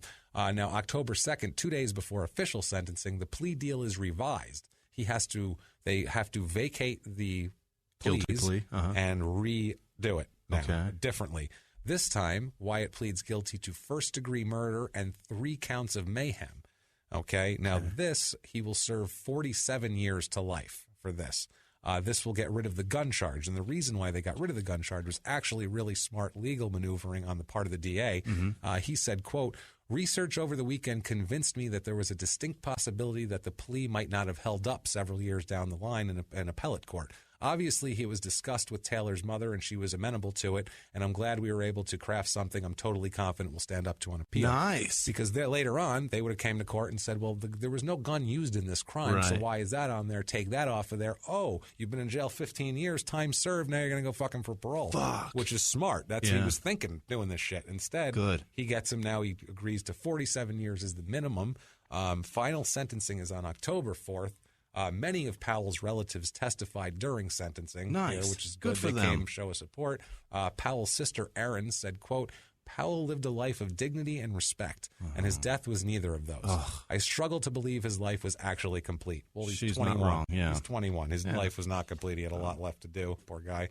Then the poor mother here, Kathy Powell, she said, she's so nice. She said a lot of things about, they asked her about how this has affected her. She works at an ophthalmologist, so she says she sees eyeballs every day. Oh, my and she can't help God. but think of her son. And like this, basically, she gave statements of just torment. The on her. only thing worse would be if she was a cardiologist. She dealt with somebody's heart all Exactly. day. Jesus. And she felt terrible because she was visiting her other son in Tennessee when this happened. So she felt like she wasn't. Yeah, she she's a should have mother. been there. She said, yeah. I felt like I wasn't there for my son, even though she said I took it for granted that he would be there. He would always be there. And it's so sad. He's off in California living his dream, Yeah. and Jesus. And this is how nice this woman is. This is how nice. The Wyatt family was also at this sentencing hearing, and she also was mad at Fallman. She kept talking shit about Fallman in the press because she was upset that Fallman would not let her contact the family. Really? She wanted to talk to the Wyatt family. Yeah, because they're both losing their sons. She wanted to let them know that she was not upset with That's them nice. and that she forgives them. Wow. And this is how nice she is. In court, her last thing she says, she motions to the Wyatt family and says, quote, I know it breaks your family also. Both of our families have been affected by this. I'm so sorry. She's saying I'm so sorry to them. That's Wow. how nice of a person she is. What a heart. Oh, I didn't mean to say that. I didn't. Oh, good Oh, God. Jesus Christ. At least she's still That got was a hers. complete accident. And She's a man. wow. Jesus Christ. That's a mess. That's okay. We'll I let the, feel like a piece of shit. Nah, pun number 2. It's fine. We'll call it pun She's number a 2. wonderful woman. She's a wonderful Good woman. God. With a great attached heart. She described how she got the call and everything, like how they called her. They called her, and apparently the husband got the call and didn't believe it. They told the husband, blah, blah, blah. And she said she heard the husband go, you're lying. I don't believe you. Who is this? Like, he thought they were full of shit. So it was really difficult. That's how much they believed in their boy. The mother was not aware of the mutilation being before he died until after the second hearing. She found out in court. They told her that these wounds were post-mortem and that he didn't suffer and all of this. And it turns out in court, she finds out that he suffered as much as a human being could possibly That's suffer. the worst thing to tell a mother. That's why she ran out of that courtroom Yeah. that I told you about there. That was why. That's horrible, man. It's horrible. So on October 4th, Del Norte Superior Court Judge William Follett says, holy shit, too. This is coming from a judge who sees everything. Said, quote, the murders I see are so often senseless, but the brutality and horror involved in this case exceed all of the bounds I have seen. No doubt. So when the judge is like, dude, you're the worst piece of shit I've ever seen. You're in tough shit. You, sir, may fuck off. 4 consecutive life sentences. Eat a dick. Wow. Still eligible for parole in 47 years. He's not going to get it. He's not going to get No it. way. They're going to take one look at his file and go, oh, You're that guy. well, you're the guy with the eyeball. Yeah. No, we're not letting you out. No. The eyeball was the minimalist part of your case. That was Get the fuck small out of here. Part of it. There's so much more attached to you. Now, October 4th, same case here. This is the sentencing. The DA Alexander said, quote, if you listened to the Powell family yesterday and Wyatt's family weep in the hallway, you saw 2 families broken and devastated for life. No shit. Fuck yeah. And Fallman said, Wyatt's attorney said, quote, I thought it was very sad. The statements people made were very heartbreaking. Heartbreak. Don't use the word heart in your thing. What a you shitbag. fucking idiot. That is just so stupid. As soon as it came out of my mouth, Yeah. I felt like a dick and apologized. And this is his fucking lawyer. This is on the courthouse steps right afterwards. What an so asshole. You have to be even more sensitive because it just happened. He said, yeah, people made were very heartbreaking. When somebody dies, there's never a good result for anybody. Well, no fucking shit. That's the truth. But, sir, this was exceptionally gross. Exceptionally This was gross horrible. And horrible. It's a horrifying. You never want your kid to go through that. No. Ever. No. And And then to find out why he was still alive In while he was court. going through all this Ugh. in court. Yeah, from a medical examiner who's clinically describing it. It's not like somebody sat you down and said, okay, and they sensitively gave you the information. Right. This is a medical examiner coldly saying his heart was ripped from his chest and cut with scissors and his eyeball was removed. I mean, how do you fucking hear that? It's got to be worse hearing it clinically like that rather than somebody with some emotional involvement with it for you. But That's horrible. So Jarrod Wyatt is currently in San Quentin. Good. They sent him to San Quentin. The most terrible place in California, next to Pelican Bay. About the most terrible guy we can think of. I mean, honestly, I can't think of somebody worse than him. That's the kind of guy that deserves to be in that shithole. We've had a lot of murder and a lot of horrible shit happen, but I'm trying to think of what's second place. Oh. I guess it's burning that girl in the car, the Craig Titus. That's deal. pretty bad. Craig Titus and what was her name? But Kelly she Ryan. was dead already. She was dead already. They did stun gun her. And maybe the drag her grooming around. of the entire family. Joe's son. He didn't kill anybody, but you know what, though? Here, let's get into some stuff here. We have for you guys a surprise tonight. We have a surprise tonight. First of all, since it's the end of the first year of Crime in Sports, we have a couple surprises for you tonight. First, we're going to go over the rules with you. Oh, fantastic. These are the rules that we've accumulated over time, because a lot of people, you'll hear us go, oh, Jesus, don't name your son after yourself, or oh, don't find religion. Right. These are rules that we've accumulated, and we're going to explain them to you, where they came from, why we have them. Right. And then after that, we have the most fun ever. I worked on this. This is a surprise. We are going to have the Crime in Sports Year 1 Scummy Awards. The Scummies. We're giving away Scummies. It's an honor to receive a Scummy. Should we send them something to their jail cell if they're still alive? There is no honor on or off the field that matches the prestige of receiving a Scummy. None. MVP? No. I am so proud of you for a pun like Scummy. Scummy. World heavyweight champion? No. The Scummy is on top of it all. So good. The Scummy tops the pile. But before we get into that, I do want to say one thing here from... I have to complain about something here, and it's a fucking complaint. And you've heard me complain about Skip Bayless before, and I have a new Skip Bayless, Jimmy. I have a fucking new one. I'm so fucking angry at this shit. I don't know if any of you guys ever listen to Colin Cowherd. Yeah. Colin Cowherd's a sports guy, and like I said, crime and sports people, crime people. Give me about 2 minutes, and we'll get into the Scummies, and we'll get into lots of funny shit about criminal athletes. But for 1 second, I have to rant about this cocksucker. I listen to Colin Cowherd's show once in a while just to keep up on sport shit, basically. And it's basically like, hey, who won last night? Is this guy hurt? Who's, Russell Westbrook keeps having triple doubles. Terrific. I need to know some sports shit, basically, okay? And I don't have cable, so I can't fucking watch like highlight shows. So I need radio and podcasts.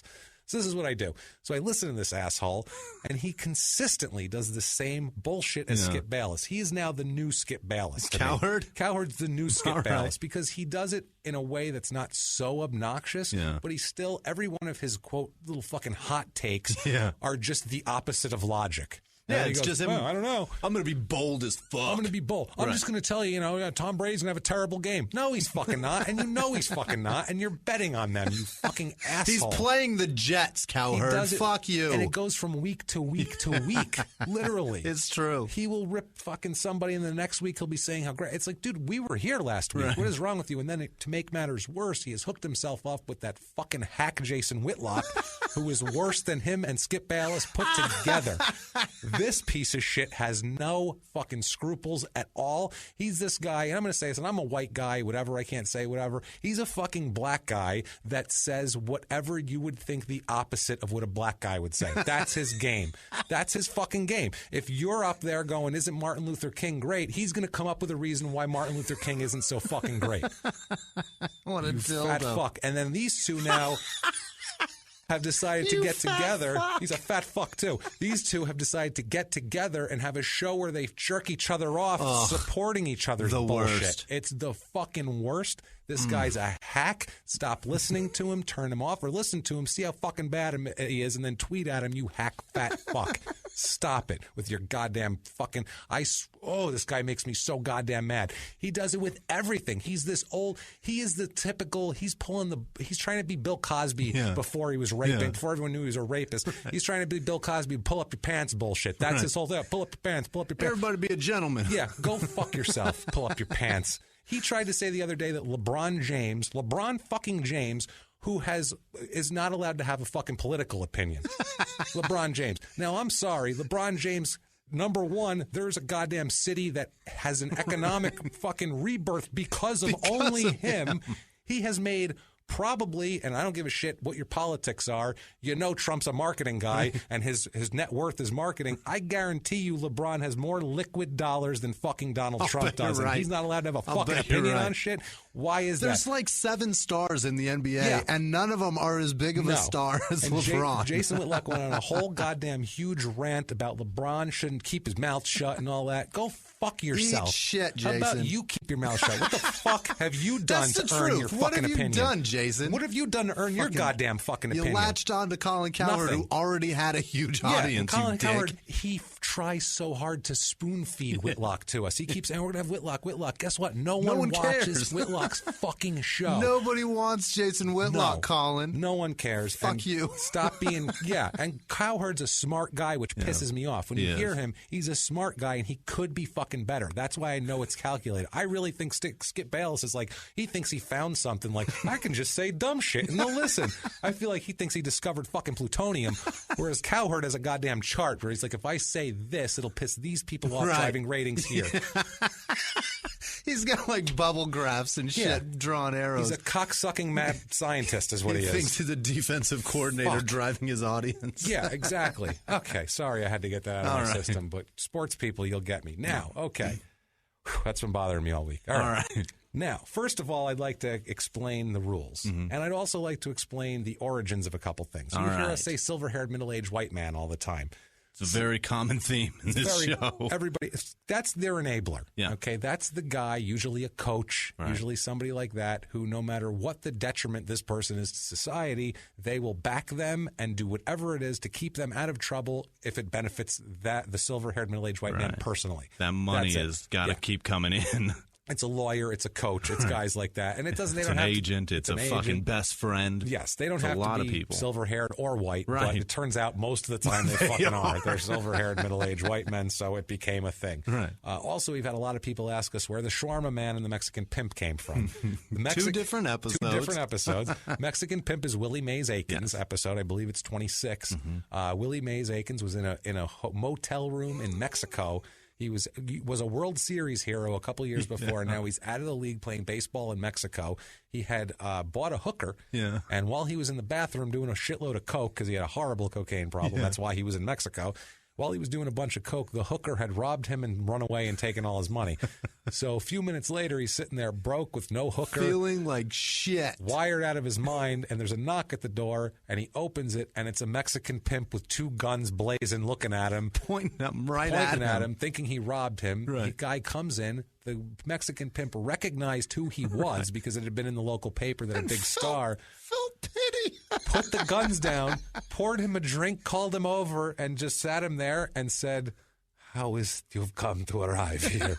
That was what he said to him. He said in Spanish, how is it you've come to arrive He here? actually said to him, how the fuck this happened to you, man? In Spanish, and it sounded beautiful. And I said, that's the question we need to ask every single athlete. How is it you've come to arrive here? And then the shawarma man was Dave Meggett. I think it's episode 30 or 31, 32, something like that. Right. Dave Meggett was accused of rape. Landlord.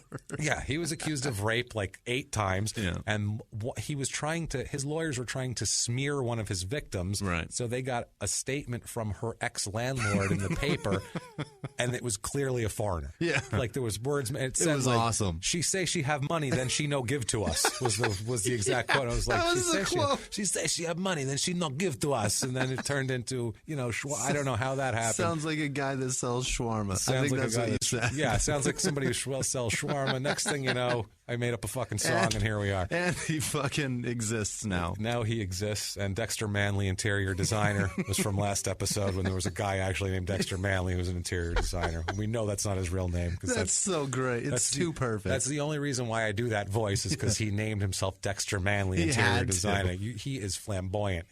I got to come up with like some house music for his shit. His name was like Girly, and he was like, I can't do that one. Everybody keeps making fun of me. I'm going Dexter. with man. Dexter's strong. Dexter.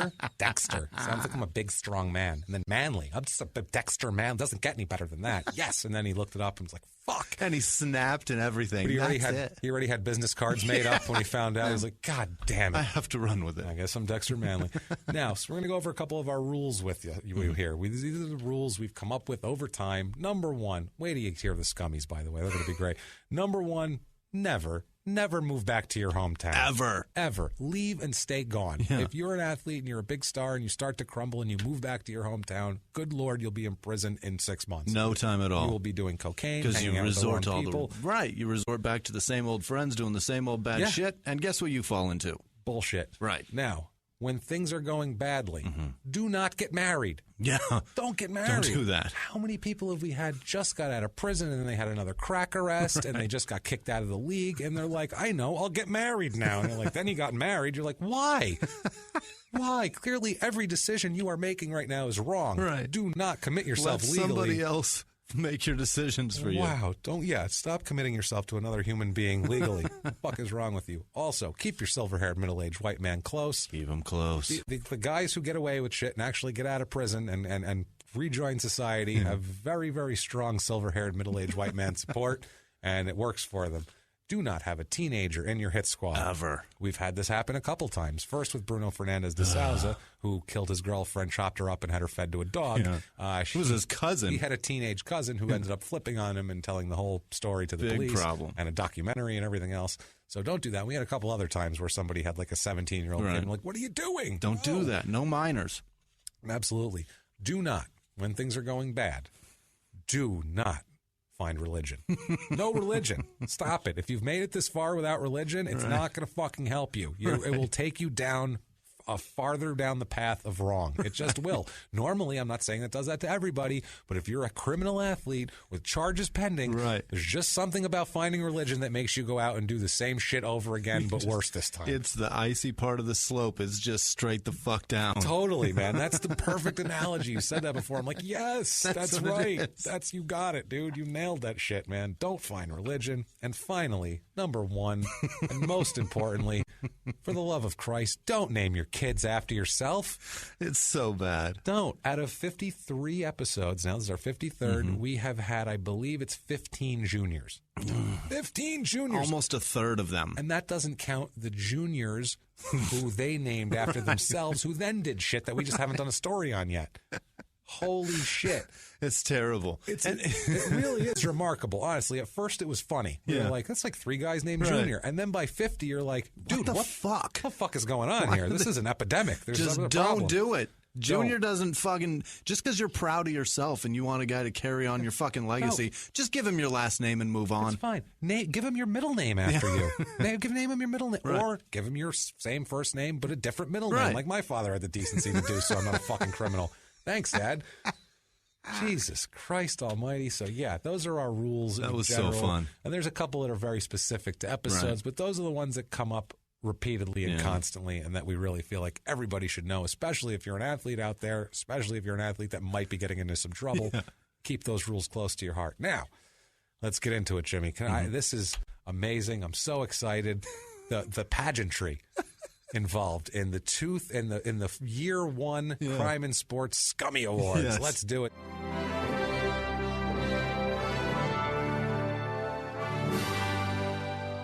These are the scummiest people. No honor matches it, Jimmy. No honor. No honor. No honor at all. Now, how did you do the categories? This I can't wait for. First, we have a couple of honoraries. That just there's no competition for it. It's like when they give someone a lifetime achievement award or something like that. It's not a competitive category. Just somebody. We are giving the Golden Gilretha Award for best mother of a criminal athlete. This is for most supportive mother of a criminal athlete. No matter what they do, she's got court every day. There. She flies to another state to be there. This goes to Gilretha Dotson. Yes, this is she was so good. Carlton Dotson's mother. I believe it's episode 11 or 12. We're naming the award after her, giving her the first annual. She stuck with this guy after he killed a guy, possibly tried to cut his head off in the desert, and just went basically batshit. She's still stuck there. She said it was her fault. She was like, she was begging, can I serve the time for him? That's how bad she felt for the whole thing. Don't blame Baylor. Don't blame the coach. Blame me. Me. Mama Gilretha, Mama as we call it. Gilretha did it wrong. So the Golden Gilretha Awards there, that goes to her. Gilretha Dotson. Also, too, I got to give this award. It's another honorary award. It's the but not nearly as bad as award. Okay, this is for the unluckiest non-athlete athlete with the name of a criminal athlete. All right. The unluckiest one that you're like, dude, they're going to really think that's him. Yeah. That goes to Art Schleister. This poor Art Schleister, it's exact same spelling, and that's a really, really rare name. That's a tough one. It's a tough one. There's a CH in that shit. And Art Schleister, if you remember, had all sorts of financial crimes. If you go back and listen to Art Schleister. He's a swindler like a motherfucker. Swindler, he ruined people's lives. He's a horrible person. Stole money from everybody he ever came in contact with, was a horrible gambler, all this shit. Well, this poor Art Schleister's a financial advisor.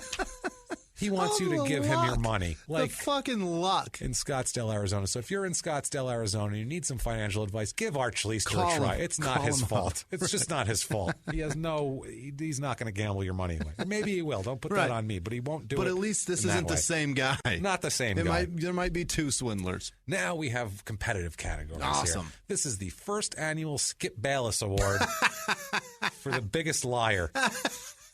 Can I guess? This is the big. Well, we have a three. Right. We have three, and then you're gonna. Okay, we have Lenny Dykstra is up for this award. Yeah. Art Schleister also up for this award. Russell Erxleben is the third one, with an honorable mention. We're not going to put him in because he was just last week, but honorable mention to Dexter Manley, who had a full rant on how much of a con man, cheat, manipulator, and liar he was. I'm tempted not to give it to him anyway, just because he admitted it. Yeah. The other three just like. They're trying to fucking act like they're upstanding people still. Yes, they are. I am going to give this award, Jimmy. This is a real toss-up because all these people did, but the fashion that he did it in, it goes to Lenny Dykstra. Yes. It goes to Lenny Dykstra. That's where I was going with, too. He lied to HBO. He lied to everybody. On camera, talking about how great his life is in a fucking empty mansion that was up for fucking auction. He owed millions and millions of dollars, and he literally said, I have money, and took $70 out of his pocket. $70 in bills out of his pocket. It's like, see, I have money. They were like, that's not what you owe. $10 million. That's like $80. That doesn't pay the water bill here. What the fuck is wrong with you? Yeah. So Lenny Dykstra for being a complete liar, piece of shit, and also too for one of the funnier, awful statements that anyone's ever made of, I'm not racist. I don't hate women. Look at my magazine. Look at the first three magazines I put out. This is the best quote ever. Look at the covers. 2 darkies and a bitch. The bitch part puts it right the fuck over. 2 darkies and a bitch. 2 darkies and a bitch. So these three were a toss-up, honestly, and the 2 darkies and a bitch comment put it over the top. Absolutely. For the Biggest Liar Award. Congratulations to Lenny Dykstra. Hope you keep Hope that you're in doing good health. well eating all that pussy, because that's his new claim to fame. He was on Howard Stern fucking pimping That's how all he much. talks about now. It's crazy. What a vile human being. Our next category here is the best self-given nickname ever. We have guys who love to give themselves nicknames, which should be another rule. That's Don't a give yourself popular a one, nickname. yeah. First of all, we have Clifford Etienne with the Black Rhino. Yeah. We have Evangelos Gousis with the Vampire Gigolo. Oh, this is going to be tough because I know the last one. Robert Rozier as the Gorilla Pimp. The Gorilla Pimp. This is a tough one. I like Vampire Gigolo. Yes, well, that was a self-give. That wasn't given to Evangelo Gousis. Right. That was one of the guys who was killed. Oh, that's right. Yeah. The guy that he killed would call himself the proud of the Vampire Gigolo. So, what do you think here out of these three, Jim? I'm going to let you award this category. I'm going to go ahead and give it to the Gorilla Pimp. I think you should. Yeah, the Gorilla Pimp. Yeah, I think you're right. He wins. Robert He definitely Rozier. wins. Congratulations. Congratulations. Serving life in prison in California. We'll go ahead and send you that award. Don't worry about that. Now, Best Silver-Haired Middle-Aged White Man Award. This is the most helpful. Oh, this is a good one. The person who has caused us the most shit with their enabling. Right. Okay, we have 3 choices here. Okay. Number 1 is going to actually be Fallman from the case we just covered. All right. Working overtime, working hard, getting in at the last second. Number 2 is going to be Coach Pagone. Oh, yeah. Way back in episode number 2, if you listen to Lawrence Phillips, that is also the origin of In Their Own Words. Right. And the In Their Own Words music is because Lawrence Phillips is writing letters to his old coach. In crayon. It wasn't, but that's what we imagined. It sounded like a 10-year-old writing a letter from camp. He was like, "Dear Coach Pagone, it's really rough in here. The guys are jerks." Like, that's literally what he was saying. So I went home and I put together, and the song is actually called Letters from Camp. That's the title from the song, because I thought it was just going to be for that episode. That's awesome. And then I said, fuck it, let's just put it under all their quotes Everybody. and make them sound super melodramatic and fucking hilarious. So with this one. And the third one is Pete Rozelle. Okay. Pete Rozelle, the commissioner of the 80s who oversaw, of the NFL commissioner in the 80s, who oversaw more cocaine, craziness, reinstatement of suspensions that should have never been reinstated, and every fucking thing else. And the winner in this category goes to Pete Rozelle for pure volume. For Pete, just fucking everything up. he just had so many Open guys. door policy. Everybody on coke's welcome. So much. I mean, you could gamble, he'd let you back in. Look at Schleister. He did everything wrong. Terrible. Kept getting let back in here. Now, we have the dumbest scumbag that we've encountered. This is on pure IQ points, and the guy who you would least want to be like, Jeopardy or Trivial Pursuit partners with at a party, okay? We have number one, Tommy Morrison. Yeah. Tommy Morrison was so stupid, he did not think that HIV caused AIDS and then died of AIDS. While insisting he did not have AIDS because HIV doesn't cause AIDS. Right. So, yeah, that's Tommy Morrison. Dexter Manley for not being able to fucking read till he was 30 years old. Being a Dextard. Being a Dextard. He didn't, He went to a school for retards. He did. He did. That's what he called it, not us. That's his word, not ours. And third, Marvin Barnes, who did not understand how time zones work and said he would not get in a plane because, quote, I ain't getting in no time machine. This was the toughest category we had. Winner here, it's tough, but I really think it has to go to Tommy Morrison. Yeah.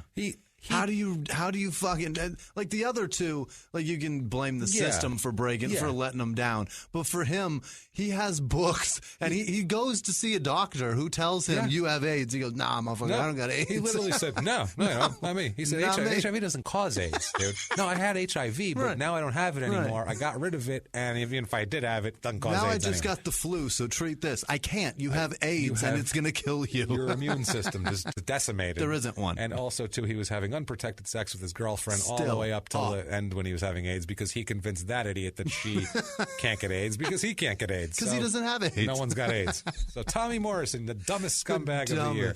We're going to do this every year, too. I love this. This is the longest fall from glory. This is not counting prison. This is on the outside. How far have you fallen? Yeah. From what height have you come, basically, okay? Now, the first candidate would be Darrell Alums. Darrell Alums, who was a basketball star who ended up homeless, and in his final act that I saw of criminality recently was run out of a Bev Mart for stealing wine and coming in and threatening people and being the crazy homeless guy that threatens people. That's a pretty good fall from grace. Ryan Leaf. Oh, that's it. Yeah, from fucking number one draft pick to fucking goodbye. Number 2 overall, getting a huge giant contract to breaking into people's houses to steal the pills out of their medicine cabinet. Now giving speeches about how to not do that. Yeah, which he'll be back. And trying to talk to Johnny Manziel and really, basically just latch on to somebody else so that he can keep his name out there. Let's get those two together. Right. That'll be a good party for everybody. Perfect. Jesus Christ. So Ryan Leaf, number 2. Number 3, Larry Bethea. That's a good one. Larry Bethea turned down going to Harvard to play football for Michigan State and ended up shooting himself in the head outside of a crack house, flop house. God, that's so terrible to laugh at. Because he had nothing else. He had stole money from his mother. Yeah. He wiped out his mother's life savings and then shot himself in the head outside of a crack house. This is a good category. That's Big's longest fall from glory. I'm going to let you pick this one, Jimmy. Go ahead. I'm going to fucking just throw that envelope right over there to Bethea because that is definitely 100%. You don't rob your mother. You don't rob your mother and then die outside of a crack house to a self-inflicted gunshot wound. 100% That's very sad. Now, this is one of my favorite categories. We only have 4 categories left. They're very exciting. This is one of my favorites here. Most likely to have a second Crime and Sports episode. Most likely to do more and fuck up again. Okay, we have Isaiah Ryder, just for sheer volume. This guy's been arrested over 30 times, and he's a pro at it. This guy, when you need someone to get arrested, he's your guy. He's better at that than he is at playing basketball. Oh, yeah, he's been doing it much longer. Yeah. He's much better at it. He's an all-star when it comes to that. Jason Williams, who is so fucking stupid and arrogant that I feel like he could fuck up again very easily. Jason Williams back in episode 4, I believe, shot his limo driver in the face. And he's out there, so anything can happen. He's out there hitting trees and shit already. He's still got money in his pocket, too, which scares me. You betcha. That's bad. And third, Marlon King, the British soccer player who can't stop fucking up and being a complete jerk to everybody. This category, just based on odds, if I was an odds maker, I'm going to have to give it to Isaiah Ryder. Yes. Just based on pure volume. Yeah. You know, the other two. Pure volume and the fact that he's out of money. And he's out of That's a big problem. When you're out of money and you're a criminal. And you're a criminal. Career criminal. Doesn't matter. Yeah. Your career for crime is much longer than it is basketball. That's a problem. And you've had a 25-year cocaine problem, which can reoccur often. It'll show its ugly head. Those ignite when you're really out of money. Yeah. Now, this category here, person you'd least want to date your daughter. Okay. Thank you, Mel Hall. This category, actually, Mel Hall did not make the cut, shockingly enough. First would be Dave Meggett, who, if he is in the same room as your daughter, she's getting raped. I'll tell you that much. This guy raped everything he ever touched. Yeah. I swear to God, he met a cat once, he raped it. He rapes everything. He's just a raper. He was the one who has the famous quote, "Time to pay up, bitch." That's right. As he dragged an unconscious woman off to rape her. Yeah. Horrible person. Second would be John Paul Sr., who has not one but two missing women pushed over the side of a boat in the ocean. And they have not found him. He's last seen in the Fiji Islands somewhere. Right. We have no idea where the hell he is. That's right. Who knows? Or in Thailand with a surf shop.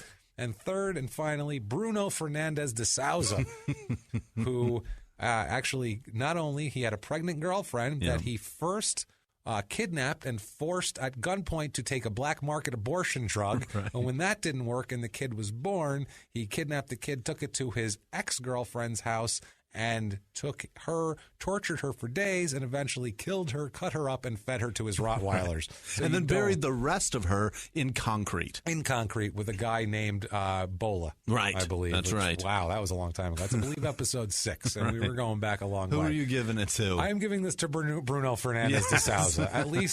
At least the ocean would be an easier way to go, and neither of these guys, Dave Meggett's close too, but that's a tough one. Meggett was the one that slammed the girl's hand in the door too, right? Oh yeah, that was Meggett. Yeah, he's a pice of shit. He had to go on. What a vile human being. Now, second to last here, most likely to find and kill me.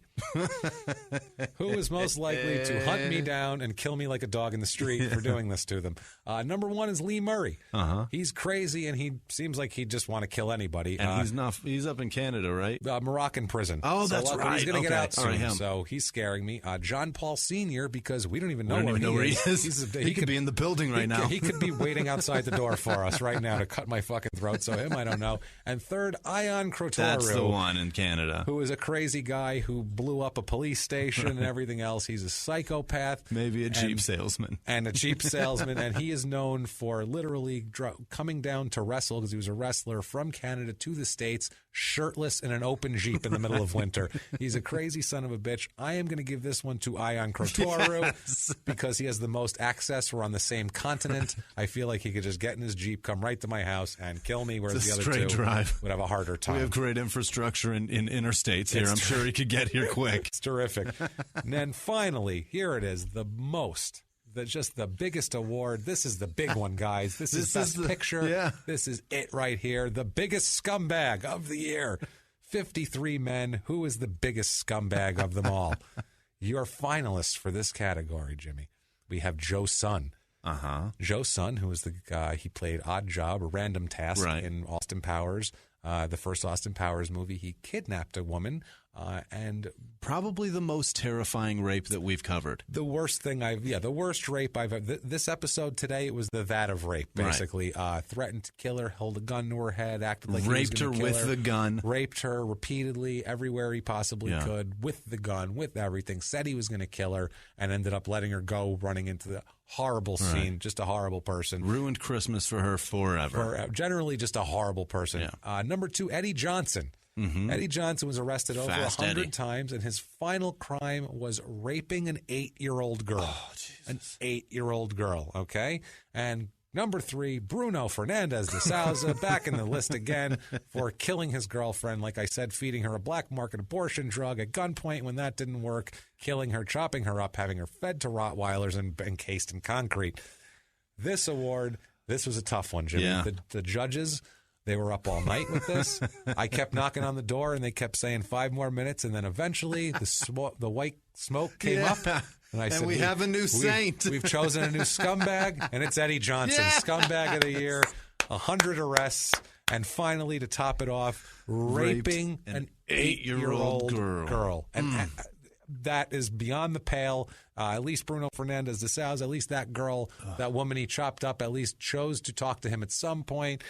Joe Sundman, about an 8-year-old girl, that takes the cake. The extenuating circumstance, too, not extenuating, is it? What's the fucking word? The qualifying part of that rape, too, is that he slid a dresser in front of the door, not to keep the girl in, but to keep the people out that were in the fucking house. Yes, that's he did this vile. with people there. And what said, a horrible person! I don't want anyone to stop me while I'm doing this. Luckily, he's in prison for life. Yay! So he can get fucked right off. Bye, Fast Eddie. And that is the year one Crime and Sports Scummy Awards. Yay! I hope everybody liked the Scummy Awards and liked year one of Crime and Sports in general. Been such a fun year. I've had a blast, guys. Between watching this grow, watching it expand, and watching the audience expand and interact on social media and everywhere has been fucking incredible. It's and wild. It's it really worth every effort and moment that we put into this. So thank all of you for listening. Thank you guys for building this with us. It's been great. I'll tell you right now, like, I basically don't sleep from Tuesday to Thursday. Like, I go home on Thursday nights. We're recording on a Thursday night. I go home and we record Small Town Murder the same night. So we got done recording that. Now we're recording this. Right. I go home and I sit there and I basically stare at the wall like a complete catatonic for like 12 hours. I just stare at the wall and just go, good God, I got through it. Because I have been doing nothing but research and all this shit. And I do it. I like to do it coming up to the day. So I want to get most of it done the day of. So it's a mess. And it's so fucking worth it, guys. I love it so much. And we have so much fun doing this. And thanks for joining us to make it so we can do this. And we're not doing it for ourselves. Right. And it's become something. And it's because of you guys. For the building of this has been more rapid now than before. The beginning stages of wanting to quit because the audience was so small and it didn't feel worth it. Now it's so rewarding to come in here and sit down at this amazing console that we get to record at. And it's because of you guys. So thank you. Thank you guys so much.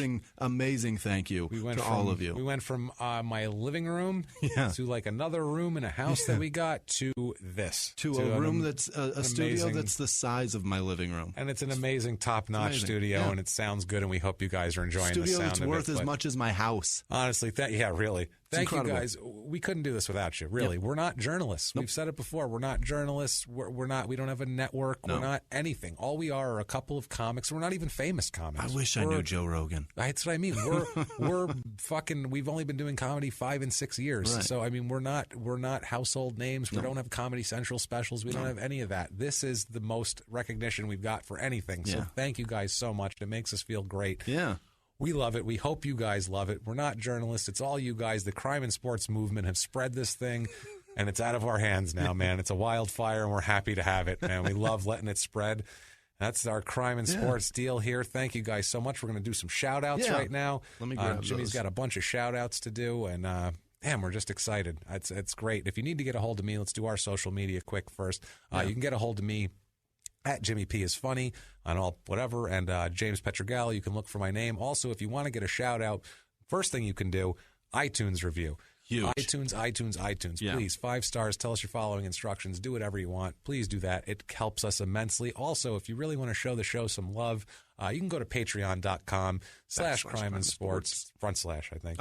Patreon.com/crime and sports. You can donate any amount of money you want to us, whatever, and it helps us. And like I said, I can access these articles and not have to read them through a little gray window. And it just helps us a lot. It really is helpful. Save James' eyes. So please do that if you want. There's some cool rewards on there and whatever. But you just know that you're helping out the show, and we appreciate it more than you know. Yeah. More than you know. And if you want to get a hold of us also on social media and get one of these shout outs, you can follow us at Twitter. On Twitter, you can follow us at Crime and Sports. Instagram at Crime and Sports. Facebook.com/Crime and Sports. crimeandsports@gmail.com if you want to send us an email, and then you'll get a nice shout out like this. Brett Bate, Melissa Teifel, Michael Carter, Nicola Duncan. I don't know. Becky Schultz Figueroa, like Mike Nicola. Stoff. Yeah, Nicola. It's foreign. Nicola. I know it. Yeah. I'm terrible at this. Mike Stoff, Benjamin Markgale III. Don't you dare, sir. Oh, dude, you get rid of that. You're walking on a thin wire, brother. I'm sorry. Dude, just stay in the lines, just dude. keep it between the lines and just go forward. 10-2, brother. The speed limit. Don't speed. Lucretia Walthen Hester, Anthony Buckley, Ash Preston, Emily Zaleski, Dave Sunsdal, John Keane, Alan Barokovich in Buffalo Grove, Illinois, Aziza Z. Mbali in England, and Brett Bate, I already said Brett Bate, in Wrexham, North Wales. So much. We love you so much, Brett. We said you twice. And, of course, too, the course of the year, the people who've been with us the whole time, the kind of the horsemen. The guys. The Busby and Jay Wedbetter and Sean Astoria, and then Monge. You four have been fucking amazing. And so of course, thank you, the guys. good Reverend Jonathan Gilliard. Yeah, also, man. We got to throw Rev. him in there. He's always been supporting of us, the good Rev, and we hope the good Rev. We know the Rev's been going through some times. It's all good, Rev, man. We got new your back, glasses brother. this week. Good for you, buddy. I hope everything's working out. I hope you're feeling better about everything and about life in general because, man, life is good. Yeah, man, it's good. It's been amazing. You got us twice a week. That's it. And make sure, by the way, this show comes out every Tuesday. Make sure every single Thursday to check out Small Town Murder, our other podcast. It's hilarious. If you like this, it's like this, except with a true crime murder of a small town. It's a murder every week. We talk about a small town that it takes place in. We make fun of it. It's a blast. We have a great time with it. You want to give them your social media? I am at Whisman Sucks, WHISMAN Sucks on Twitter, Instagram, and Snapchat. And you can see me live at Stand Up Live in downtown Phoenix with Steve Ranazizi, February 2nd through the 4th. That's this coming weekend. So if Get you your can asses there. Come out. Get over there, Be guys. good to see you. Thank you guys so much for joining us. Here we are. We're so excited. 1 year in. Year. Live from the Crime and Sports Studios. We will see you next week. Bye.